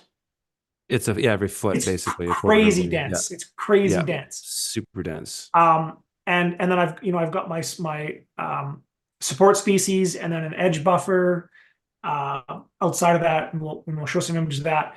But what I want you to notice is how this is year one. By year three, as stuff starts to get a little bigger, and the things aren't drawn to scale here in terms of how big they are in year one. Right. But what you'll notice is these green guys here, they're gone in year three, right? So These are my So all S those ones. poplars, carriganas, green alders, those are all gone. I'm anticipating they'll be actually cut out. So for the first two or They'll three be years, cut out at the beginning of year 3 or at the end of year 3. probably the end of year three, like in the Okay. fall. Yeah. Now it may be year five. I don't know. It'll be, you'll know because the system will start to be tight and things will start to be stressed, and that's when you start to create more space and you intervene with some kind of management to create the dynamic that you want. But Yeah. the principle here is at some point you're going to thin out what I call the S1s, which is the first support species that gets cut out. Yeah. Now, in the years before you actually eliminate them altogether, you're still going to be cutting them and pruning them and feeding them into the system. It just won't be, you're not eliminating them altogether. So that's at a certain point, those guys get cut out and it creates more space. So Takota, what does that look like specifically? Coming in at the end of the season with some pruners and just chopping off those branches, throwing them on the ground, and then flail mowing them, or what? It could be that you could just use a machete. You could have a wood chipper. Okay. Okay.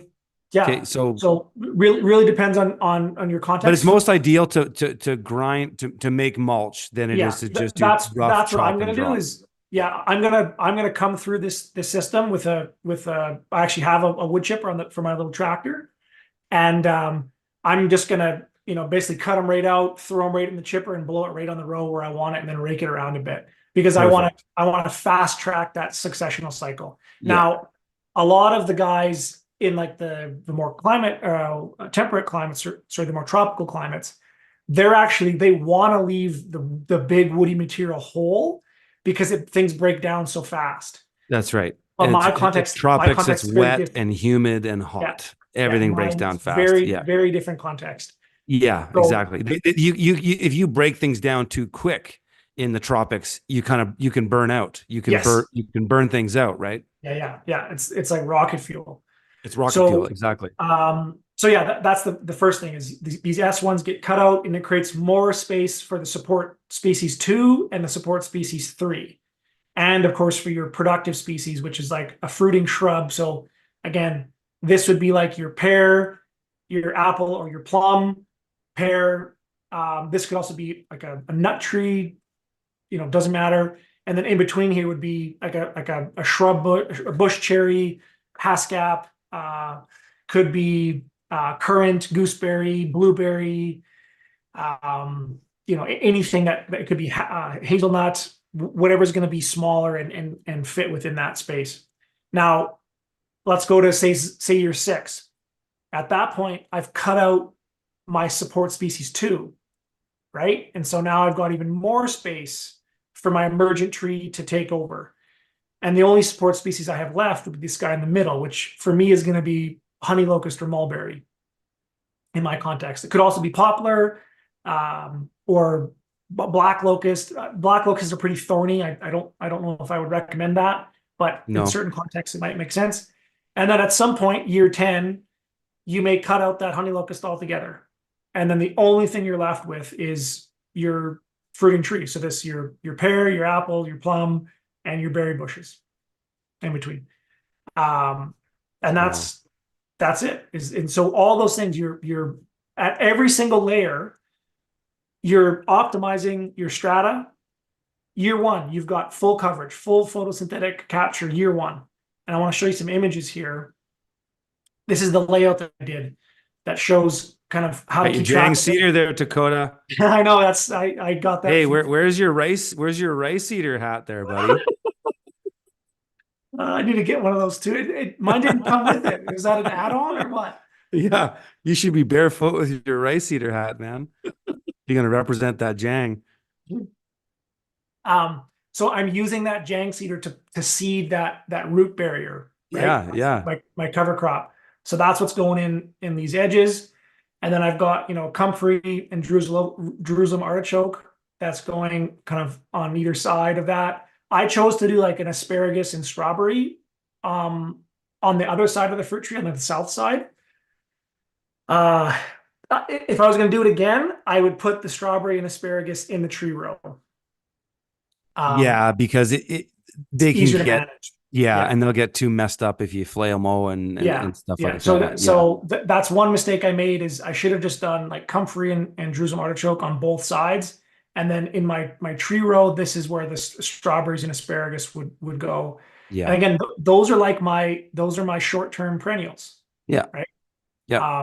So I've got annuals, I got biennials, I got short-term, medium-term, long-term, and climax perennials. And then this way, yeah, because the comfrey and the Jerusalem artichoke, you can mow that just like Multiple times per year. constantly. You can't kill that stuff. No, so this is what this system looked like Oh, this, beautiful. this year, and this was so I would mulch and I would irrigate after I mulched and organized it all. But I think I got 3 cuttings out of this year.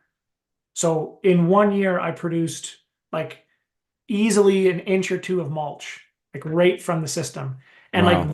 this is looking directly down right before I mulched. Again, there's that first image I showed of that leaf area index. You know, Yep. I've got full site capture year one.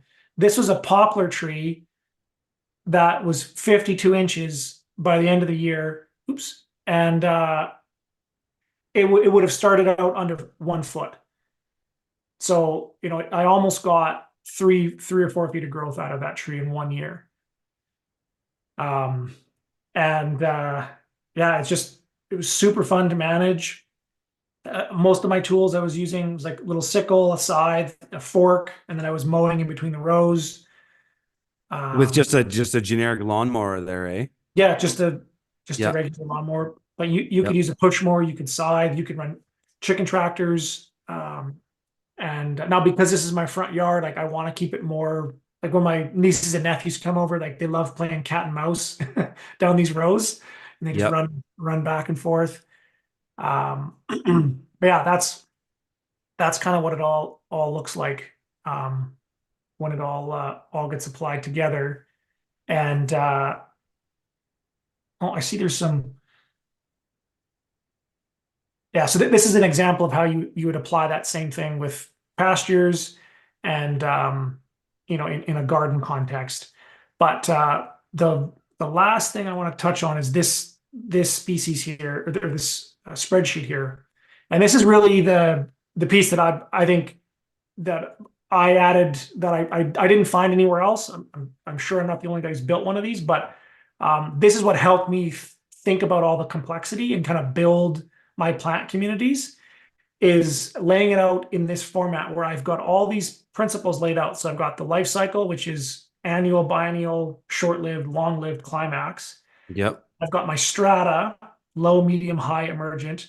And then I've got my succession, which is like Oh, that's a establishment, resource. Wow. yeah, That's a accumulation. really good resource. And then I broke it also down into like these are my 2 outside rows and these are my center row. So and then I just went through and like thought of like, okay, well, what species fulfills the niche for these things? And it like built itself. So something to think about. You can build one of these in a spreadsheet, take a screenshot of this if you want, and you know, copy this. Like I said, the only thing I would change in my system that I didn't like was the The strawberries and the strawberries and the asparagus. I wished I would have put the strawberries and asparagus right in this tree row, yeah. and then had I used Jerusalem artichoke and comfrey on. I did it on the back side, but I wished I would have done it on the front. Yeah. What Yeah, what do you think on Jerusalem artichoke just getting too out of hand though, or is the constant mowing and you just managing cut it. just Yeah, you just cut it more. really, eh? Mhm. Yeah, because I Because know if you're a if lot of you're growers, Jerusalem artichoke is almost an invasive for the, yeah, you know, oh, I've got this one side of my field. It's just it can't manage it. yeah, and at a certain point, like there'll be just so much shade that it'll die out. That'll die out. Yeah, Yeah, because yeah. it needs a lot of sun. Yeah. Yeah, and again with my context with the grass in between the rows, that Jerusalem artichoke's not going anywhere. Like it's not suckering into this, and if it suckers into the bed, I don't care because I'll just cut it all out. Um, but what's nice now is like for management here, I can just go along with my lawnmower or my flail mower because I've got one for the back of my little tractor, and it does like it takes me seconds to manage a row. And Love so that. like, this is my hope is I'm starting small, and I would if anyone's thinking about copying this, only do a few rows the first year. Like I had a lot more experience doing, other food forest things that I kind of went hog wild, but I probably Yep. spent 10 grand on this. And there's ways you can do it a lot cheaper by propagating your own material. And that's one of the reasons why you want to start with one bed, is because you can buy in all those species and then start to use your own propagation material so that every 2 or 3 years, you're, if the Jerusalem artichoke's getting out of hand, harvest it, go plant another bed. And you just keep doing that and expanding out, because you're going to have insights about, layout constraints that you'd like for your context that are work a little bit better for you, or whatever it is. Like for me, I used straw last year. I didn't like it because I'm in a really windy area. This year I'm going to use wood mulch. Um, Right. for the initial covering the soil right after I plant, and a few other little tweaks like that. Yep. Yep. Um, yeah. So yeah, I Wow. mean that's kind of the I know that this seems really, really, or can seem really complicated. It's like, why not just plant, a fruit tree like everyone else, just in a grass, and put some wood chips around it and mow it. And you can, but and I haven't seen a lot of information about this in our cold climate context, but my gut is, from doing a lot of research in, say, there's a guy, his name's Michael Phillips. He wrote a book called The Holistic Orchard. Hmm. I've heard Ben Falk talk about this. Even on their like permaculture organic systems, they still struggle with plum curculio and all these plant pests in their species, and to the extent that I think I've heard Ben say he's basically given up on plums because it just is, Really? yeah, because the pest pressure is just so high. So my gut is, from what I've heard from other growers in more tropical contexts, is that when the plants are, because in all other areas of agriculture, pests and weeds they're there when the system's out of balance. And so my gut is that by growing these systems in this kind of complexity, that's still, again, coming back to this layout here, um, you really only have, was it two, four, six, eight elements. That's it. There's 8 elements, and then maybe you've got 2 or 3 species within each of those. That's Yep. not a ton of diversity, but I think with that level of diversity, I'm not going to have those pest and disease problems that a lot of these other growers are having.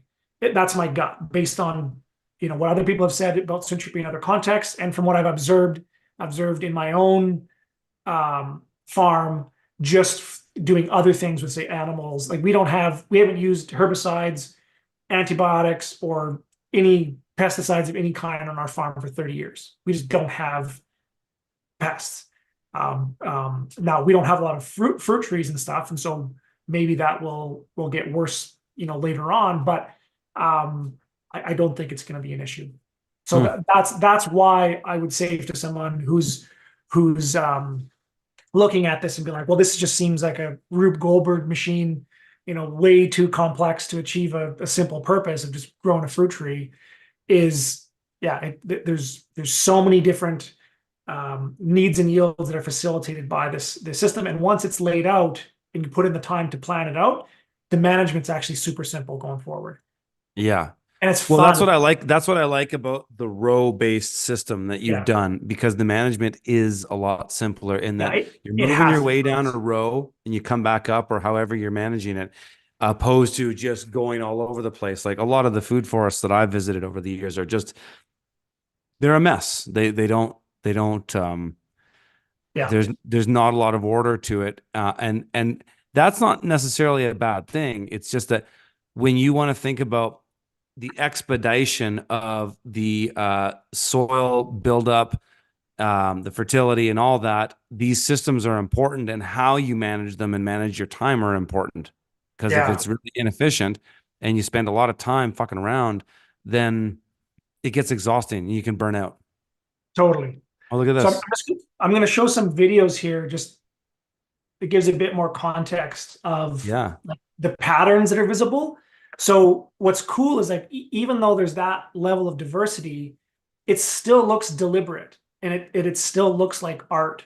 Like it's hard to yeah, it's hard to explain. I think these videos do a little bit better context. So this is looking at it from a Oh, an I love that.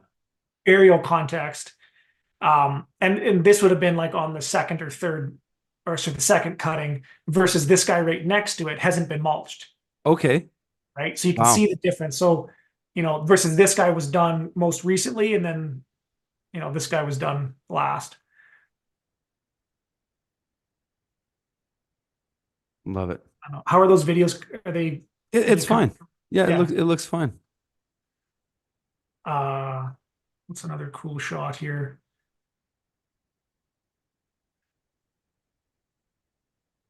Yeah. So this is that The shelter belt the one. shelter belt that I Ah, renovated, that's cool. and this is before I mowed it, so it looks a little rough. But what's super cool is like yeah, like I was able to take an existing thing that was just it looked awful, and I was able to turn it into a food forest that looks like it's 40 years old. Right. Yeah. That's so cool. Brilliant. Yeah. Um, So yeah, I don't know if there's any other questions yeah, there's from yeah, I folks got about. there's been a super chat here from Scott Dalton for a while. He's saying the low-hanging fruit as a general contractor slash designer to better reach clients and win them over for these large-scale broad acre regen projects, tips for pricing, design fairly and streamlining design process. That's a pretty broad question, but I don't know. What Yeah. do you think of that? Yeah. Spreadsheets are going to be your friend Yeah. for sure. And then I would say, really simplifying your plant species and trying to find wholesalers. So like I got a lot of my support species from a company called Tree Time, which is like they are kind of like one step down from like the commercial nurseries that all like the reforester companies buy from. They're in So Quebec or something, aren't they? Tree time? no, they're actually in Ontario, Oh, Edmonton. oh, they're in Edmonton. Oh, I Yeah, didn't know that. Oh, geez. Way yeah, better for shipping for me. Okay. yeah. And so like for example, I was able to get when I bought, I think if you got like buy 180 things like carragana or poplar or willow, you can get them for like $1.50 or $2 a piece, right? So they're pretty cost effective. And then the other ones, if you're buying fruit trees and stuff like that, if you got a wholesale account with any nursery, they usually give you 40-50% off. So I think you'll still be able to get like the support species are the expensive thing because they're the ones you're putting There's a every lot of them. there's a lot of them, but your fruit trees, you're not putting them any closer than you would otherwise. It's just the support guys. So Right. find ways like, for example, for comfrey, I got all of those comfrey plants from my own comfrey bed at my other farm. Like I got You can thousands of just split comfrey up. Like, yeah. yeah. If you Yeah. got one comfrey plant, you've got a million, Yeah. and you just need to leave it for a couple years. So, and then a lot of the seeds, try to buy stuff from seed, like as opposed to buying Jerusalem artichoke tubers, you can buy Jerusalem artichoke seed. Um, so that Is would that be. what you did you plant Jerusalem art? Is that you I seeded that didn't. there? I didn't. I Okay. did tubers, but this coming year I'm going to try from seed. Right. I did a Right. lot of sunflowers from seed and they did phenomenal. And for like an annual, they'll get 10, 12 feet tall in 1 year and just produce a huge amount of biomass. And it's like woody, thick stalks. So yeah, I think I'm going to do more Jerusalem artichokes from seed, but they won't come into effect until year two.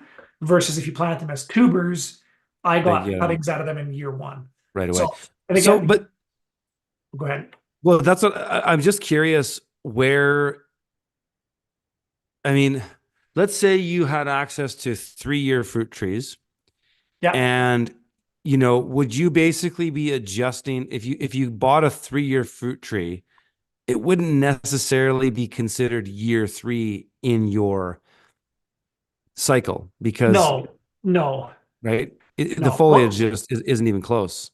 it isn't. And like, what's interesting is, I bought some really great bare root 2-year-old fruit trees, like pears and plums, from a place in Quebec called Hardy Fruit Trees, and they basically didn't grow this year at all.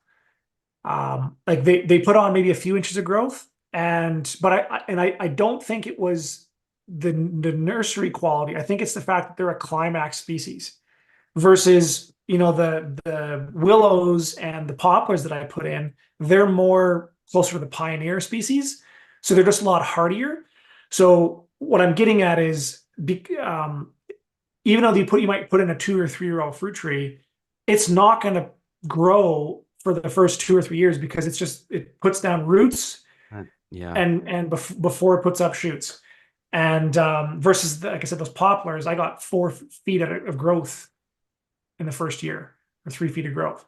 What's your thoughts on just planting the whole fucking thing with seed? I would like to do it, and I'm like when I Wouldn't that scale, be cool? yeah, Just to do it every single tree by seed. Because yeah, you see this if you see if you have a walnut tree or something like that, and you see the walnuts pop up. It's insane how much a walnut tree will grow from seed in 1 year if it's in totally, its totally, optimal conditions. totally, yeah, Um, yeah, and so I guess in that case, you'd probably want to just seed bomb it a little bit in the sense like you're gonna plant an apple tree by seed, you probably want to plant yeah. a whole apple. Yeah, Just put a whole apple in the ground, right? Or something. yeah, you put a lot of them in, and this is where, um, like there's a lot of the tropical guys, they're doing everything by seed.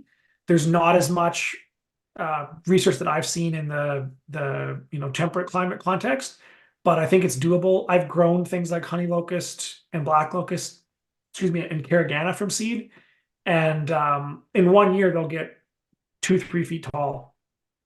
And then the So next year they'll just be flying. exactly. And the other benefit of growing stuff from seed is, and this may just be a wild theory, but I think that by growing them from seed, they will be more they'll be more adapted to your site, Yes, because like genetics, there's epigenetics where the plants or animals will evolve to the particular environment that they're in.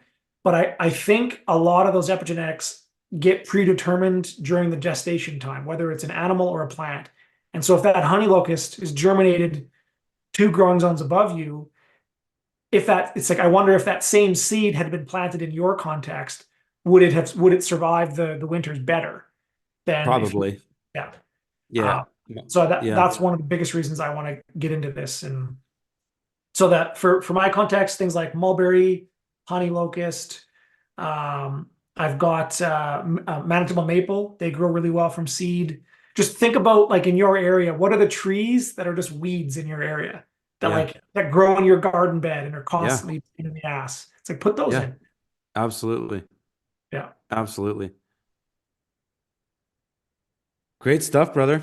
Great stuff. Man, your boy Chris wants to know if you pee on your food forest. That's funny.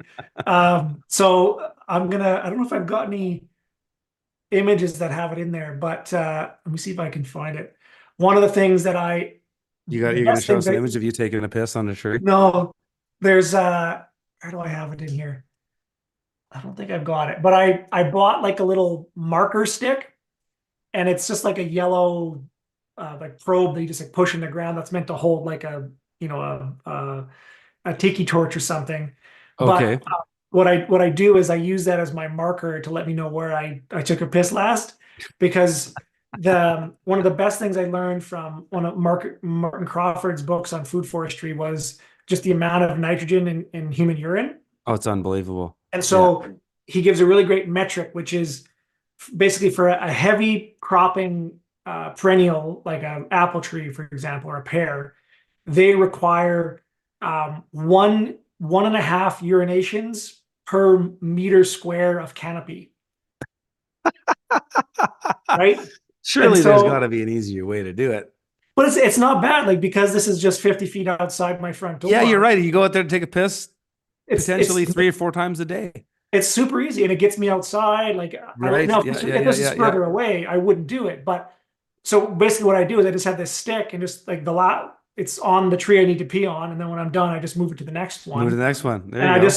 I literally just go up and down my rows, and Perfect. and it's crazy. Like I was surprised how much, like if his numbers are right, like just me by myself will be enough to provide all the fertility I need I think it is. I, for even when this thing's at full production, let alone in the early years. your urine is unbelievable. Yeah.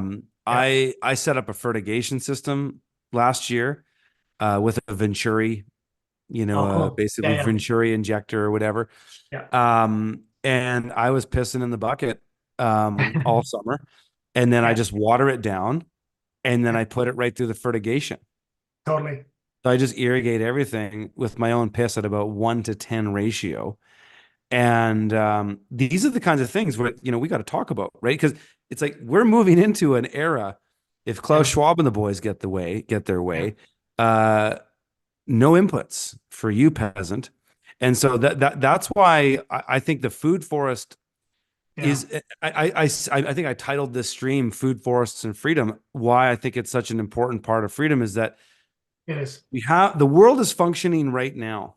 Let's set the systems up now. Let's front load these systems now so that in a number of years from now, if and when the worst happens, these systems are functioning with Yeah, very little intervention, with very little input, need intervention. But it's yeah, exactly. you know, Yeah. No, I totally agree. And my motto is with all these things is I want to do things that benefit me no matter what happens.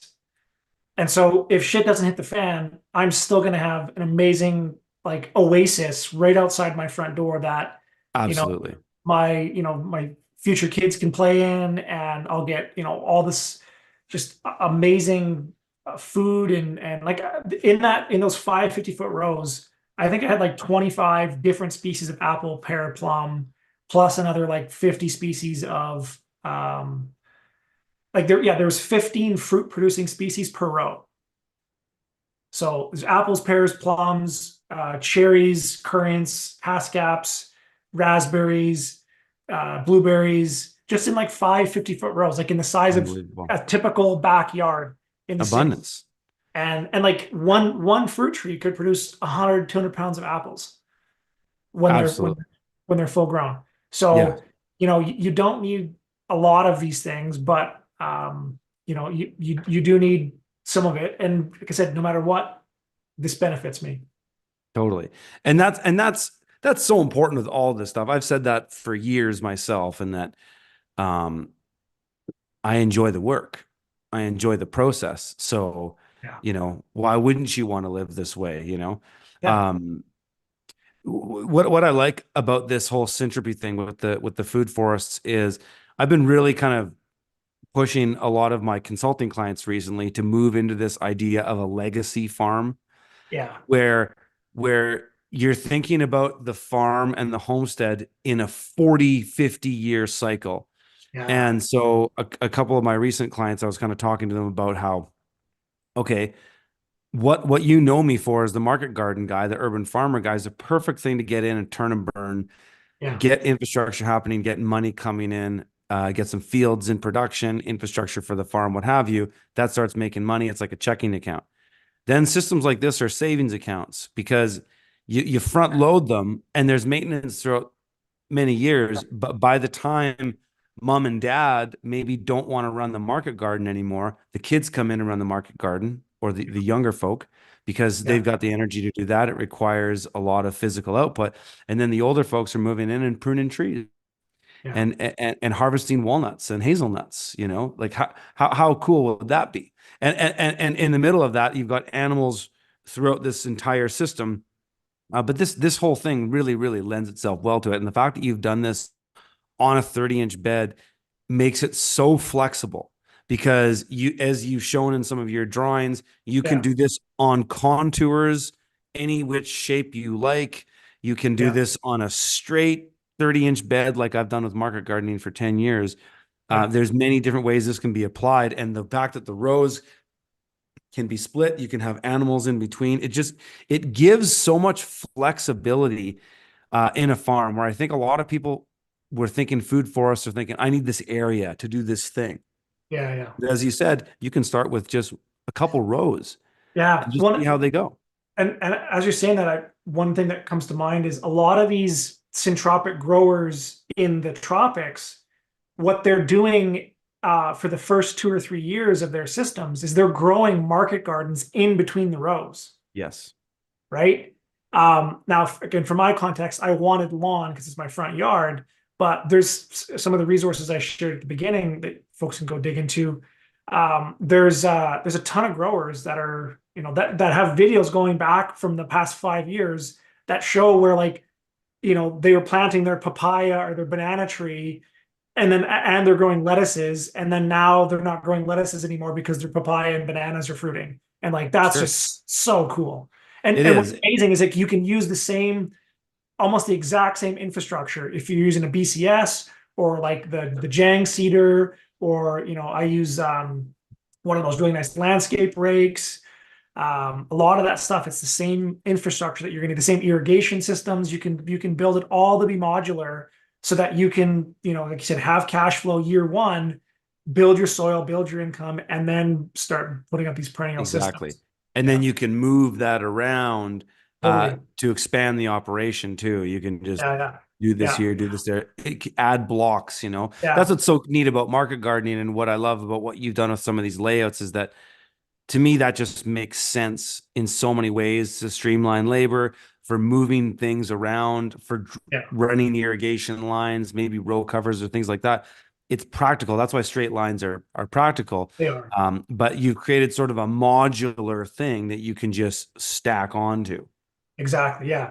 And like, for some of my berry species, I'm gonna have to use row cover. Like haskaps in my area, I can't grow. Decimated by birds. Yeah, I can't grow Can't them. grow them. So Yeah. I wanna have my haskaps clumped together so I can Yes. easily net them. That's right. Yeah. Exactly. That's where a lot of people in permaculture just get, They don't. you Yeah. know, they get destroyed They don't get it. Yeah. because they don't think about that stuff. And if it's all just this hippy dippy stuff all over the place, that's why, people say to me for years, why is everything so straight with market gardens? It's because it's like, I need things straight so I can lay row covers on, I need Yeah. things straight for irrigation. It's practical for moving my machine up and down. Same, Yeah. same principles can apply here. But yeah, Yeah. with row covers, man, house caps, I don't know anybody in the on the western side of North America that can grow house caps without them getting destroyed by birds. No, It's no, crazy. it's wild, And again, it's the same principles here. Like, even mowing in a straight line is challenging when you're getting that close to your plants. I can't imagine if that was, and then yeah, moving chicken tractors around that stuff. Yeah. So, I mean, if it could be on, say, on contour, but you'd want them to be parallel or equidistance and very gradual curves if you were going to do it that way. But like, Right. Yeah. there's no, I mean, these systems are just as beautiful and functional and diverse as if there's a curve. So I I don't know. see why adding in a spiral to it makes it like it. I think it's actually, it takes away from everything. And this is I had this conversation with someone the other day. Can't remember what it was about, but I said like, if it's not functional, then people won't do it. And when people won't do it, it undermines the whole purpose of everything. So it's like, by trying to go for the form or the aesthetics first, you're actually like, hog tying yourself before you get started, and You are, actually because you'll burn deterring. out from doing it, because you Yeah, make the chores become more difficult, yeah, and then right? you're becoming now a reason for why other people won't do it. So like, Yeah. it's really think about the design. Like, one of my favorite quotes from Jeff Lawton is, permaculturists, they spend 100 hours thinking and 1 hour doing, Yes. versus most other folks, they spend 100 hours working and 1 hour doing. Or sorry, 100 hours working and 1 hour thinking, Yeah. and it's Yeah. it's Absolutely. really.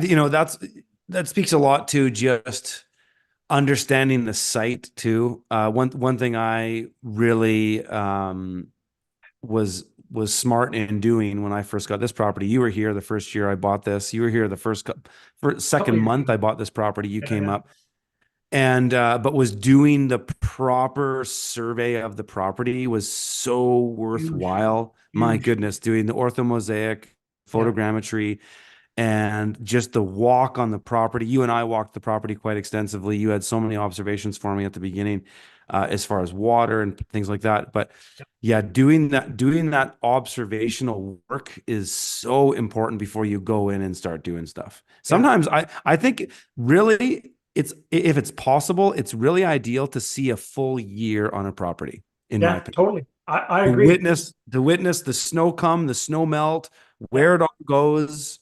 Yeah. Well, and it's like this is where like context is so important. It's like I've lived in this area my whole life. Like my last farm was literally like 5 miles away as the crow flies. And I bought this place. Yeah, I'm what was it, last October. So I've been here for more than a year now. And I, apart from this food forest, I didn't do anything else the first year because I knew I wanted to do all that observation, even though it's basically the same area.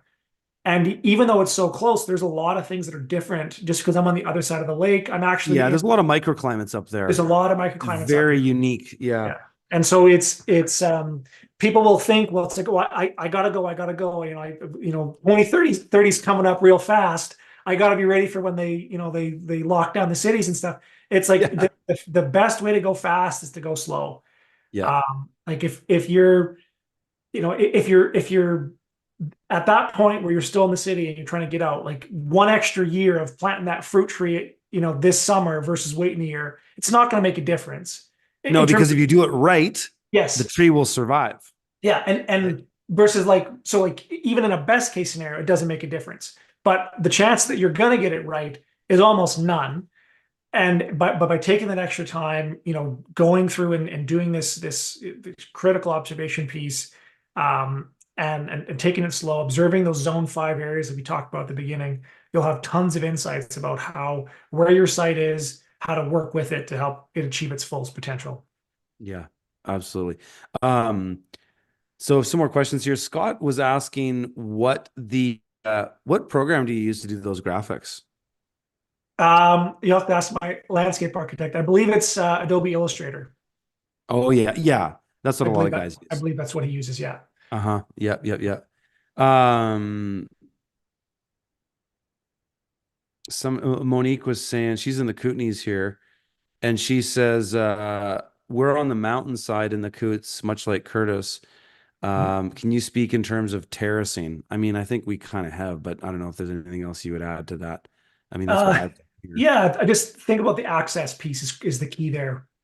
Like And when you're, that's what Takota really helped me with mine, yeah, yeah, because with like the whether access. it's foot access or equipment access, like however you're going to manage it, and like the steeper the land, the more careful you need to be about it because it's expensive to create those terraces, and like 6 inches can be all the difference in the world. Like if you make them 6 inches too small, you're not getting a chicken tractor down there if Yeah. it's the wrong size, or you got to build a custom one. So really put the time into getting that stuff dialed in and thinking about how big these trees are going to be when they're full grown, because you're not moving them again. You get one chance to put it in. Yeah, that's right.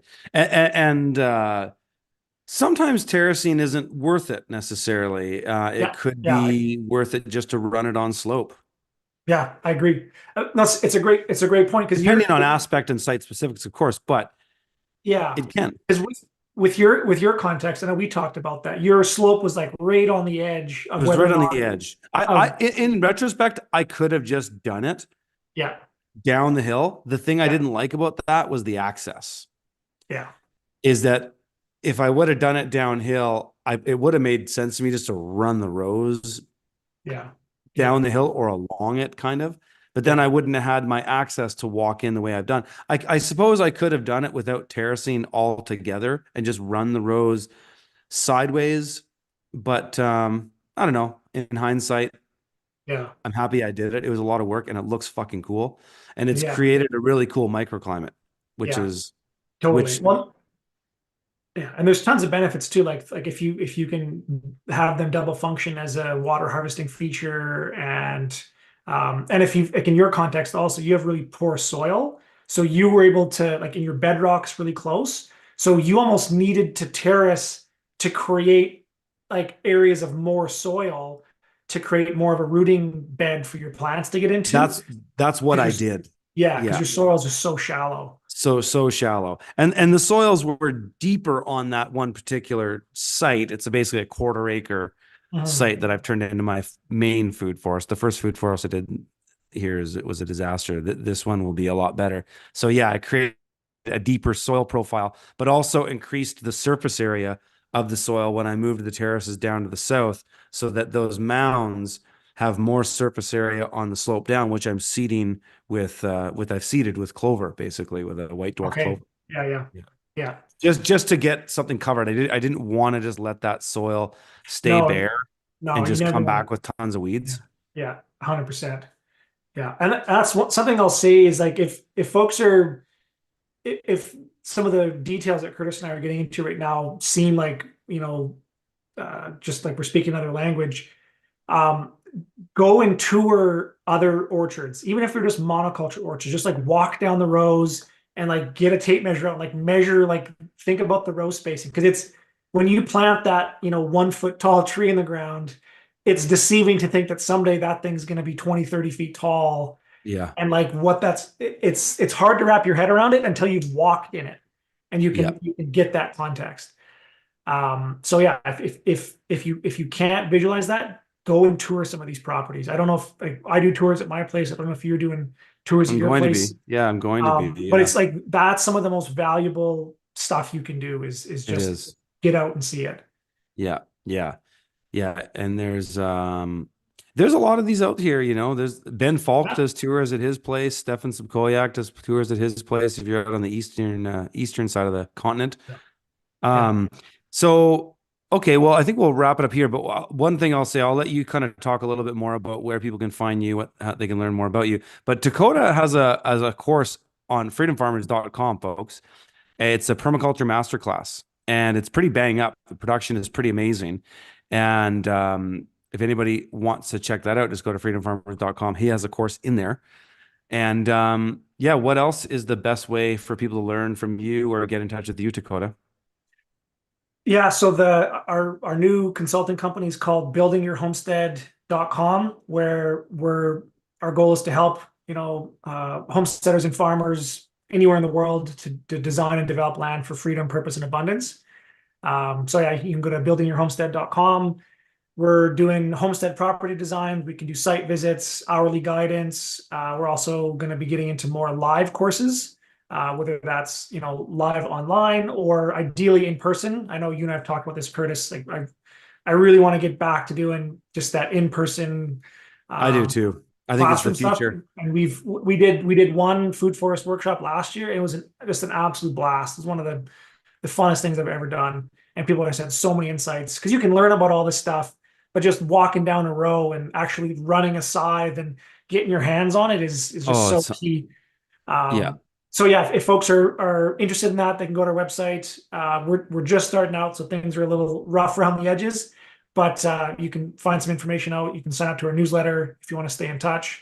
And then my other website is coenfarm.ca, where we sell all of our produce from our farm, our beef, our pork, eggs, berries from our what is it? It's now 8-year-old forest garden from my last farm. And we also sell organic livestock feed. So, Yeah, Curtis, Takota makes really, really good organic feed. yeah, for chickens, pigs, dairy Incredible cows, value. rabbits, stuff like that. So, if you're in somewhere in Western Canada and you're interested in checking that stuff out, give me a call. We can. I'd love to find a way to get other hubs kind of spread out across Canada that we can get this feed set up, because we know that they're coming for that. They're talking about putting vaccines and sterilants and bio trackers and shit in the commercial feeds. We don't do any of that shit. I've got my own growers. I've got my own integrated supply chain where, I trust everybody where all my inputs are coming from. We manufacture it on farm. It's, all Amazing. toxin free. There's no soy, no corn, no bullshit. And we're also getting into, like I said, selling some of these Illuma coops, which are like the best chicken tractors in the world, in my opinion. So On flat land. Yeah. I There's no way in hell those are working for me. I wish they would. I I wish don't they know. would. I'd be curious to see. I think some of those smaller ones, like the 6x10, Maybe the 5x6. 6 by 10. No, Yeah. that's even too wide. I I need mean, something that's like yeah. 4 feet wide. There's a 5x6. A 5x6? 5x6, and it's pretty small. Really? Um, yeah, yeah. My If you're my problem is because my ground is so uneven from transiting from one place to another, because okay, I can't just park that chicken coop and move it around a particular area for a while. I'd have to move it, like it'd be pulling it uphill and stuff. And yeah, but but this is why these coops are so freaking awesome. Is show me on your share your Yeah, screen yeah, for a yeah. second Let there. me so they're designed where they've got I'll show on the smaller one actually. So this is the There's a five by five by six. six. There's fuck, that one doesn't show very good either. My ground is just never flat enough for that No, to but even be they've got a wheel touching the system ground. on it. Yeah. So there's a handlebar at the front, and when you pick up on that handlebar, it pushes the wheels down, Oh, brilliant. and it actually gets it like 6 inches off the ground. So how heavy is that? It's aluminum, so Yeah, this one is 224 pounds, so super lightweight versus the five by especially six. most of the weights on those wheels, you lift Yeah, that up. so it's a like you Oh, would the carry five by more six is weight. 138 Yeah, pounds. you would carry more weight in a wheelbarrow, Oh like full wow. soil. Oh wow. You might have Yeah, sold me and then. like like I said, they're made by the Amish in the States. They're super high quality. Um, the Are they folks are Kentucky or something? Where no, are they? they're where the hell are they? I think they're out of Pennsylvania. Um, Pennsylvania. Yeah, a lot of yeah, Amish out there. Yeah. Uh-huh. yeah. But and they make these are like they've got different packages, but they also make a more of like a Joel Salatin chicken tractor Oh, look style at that. just for Wow. broilers. And they're not cheap, but they're not cheap. Yeah, You they're know, good quality. everyone Amish make stuff that lasts forever. exactly. And like I said, when I saw these in person 4 years ago at a Pennsylvania fair at Mother Earth News, it just blew my mind. And then since that time, I've been trying to find a way to get these up here. So now I'm the dealer for Western Canada for anybody who wants to uh, check some of these guys out. They can go through our website. It says I only have a few left, but if you want to order, you got to give me a call. The Amish don't want me selling them online. Everything has to be sold, via like person. They don't want on sale on online sales, which I love because they Hey don't they man, don't I want can someone to respect buy the that. wrong thing. So yeah, if you're keen, we'll have a chat about what your context is, how many birds you want to raise. So my goal is I'm gonna get one of these, and then they make 4 season almost like greenhouse covers for it. And Yep. then in the wintertime, I'll just wheel this right into a hoop house. And then I can move it around my hoop house. And I don't have to take apart my whole coop and move my nest boxes in like all these other guys do. You just use the same infrastructure, 365 days of the year. Wow. Love it. That's amazing. Um, Great stuff, brother. So the feed, that's at coenfarm.ca, right? Yeah, same thing. Yeah. So if you Yeah. go to the same website, I'll show it here. It's this under this feed tab here, hog and hen feed. It goes through exactly how we make it. So what's cool is I'm growing this grain syntropically. So I've got a custom grower who, as opposed to planting, barley, wheat, peas, oats, sunflowers all separately, he's growing them all together in the same field at the same time, and they're all doing all that strata stuff. And so what's amazing is like this is why my feed is so much cheaper than everybody else's is because he doesn't have the same inputs. Um, so it's beyond organic. The animals are just doing phenomenal on it. We have over 100 customers right now that have been using it last year, and some of them have done side by side trials with other feeds, and just yeah, it's really good results. I've got videos on how we make it, so it's all made on farm. A lot of the ingredients are from or the hay is grown on farm, and so yeah, if I sell it in tote bags, or you can bring your own containers if you're close enough. Yep. But That's what I so got. like I got a big tote bag of that from Takota, and it's gonna last me quite a while. yeah, it'll keep for about 6 months. And like I said, if folks are keen, like I would love to find someone. I've been in contact with a few people out by you, Curtis, where it's like if you guys can get a truckload, you can really save on shipping. And Right. Bring it the out. numbers we've done is like the feed would be half the price of what you'd be paying, and twice as good. So I would, yeah, I'd love to find some other people. I can only do it in Western Canada. So if there's folks in the States, I can't ship across. But if there's other growers out there that want to figure out how to do this, we got to figure this out. If this is Yeah, how they're going to get us, they're not going to make livestock production illegal. no, They're gonna make it unprofitable they're gonna and pinch us. pinch us, and this is how they're Yeah, going to do it. And they're yeah. already starting to do it. Like you can't buy livestock feed from like the PV Marts or these egg stores without a PID number, a Is premise ID number. bullshit. Yeah, Yeah. so they're going to squeeze us this way, and we're not going to do any of that And the bullshit. thing is, the way they're squeezing us is they're letting the corporations do the governments are Exactly. corporations too, but they're letting the low level corporations do Yeah, all the enforcement so that the liability's off them. It's really yeah, sleazy. yeah, It's a lot of what they did during COVID too. yeah. They Same the thing. small businesses take the front end of the enforcement, right? It's Yeah, sleazy as hell. yeah. So yeah, okay. Right on, brother. This has been fantastic. I also will say plug here for Takota. He is single. Any late in the central Alberta area there. He's a real catch. So all right, brother.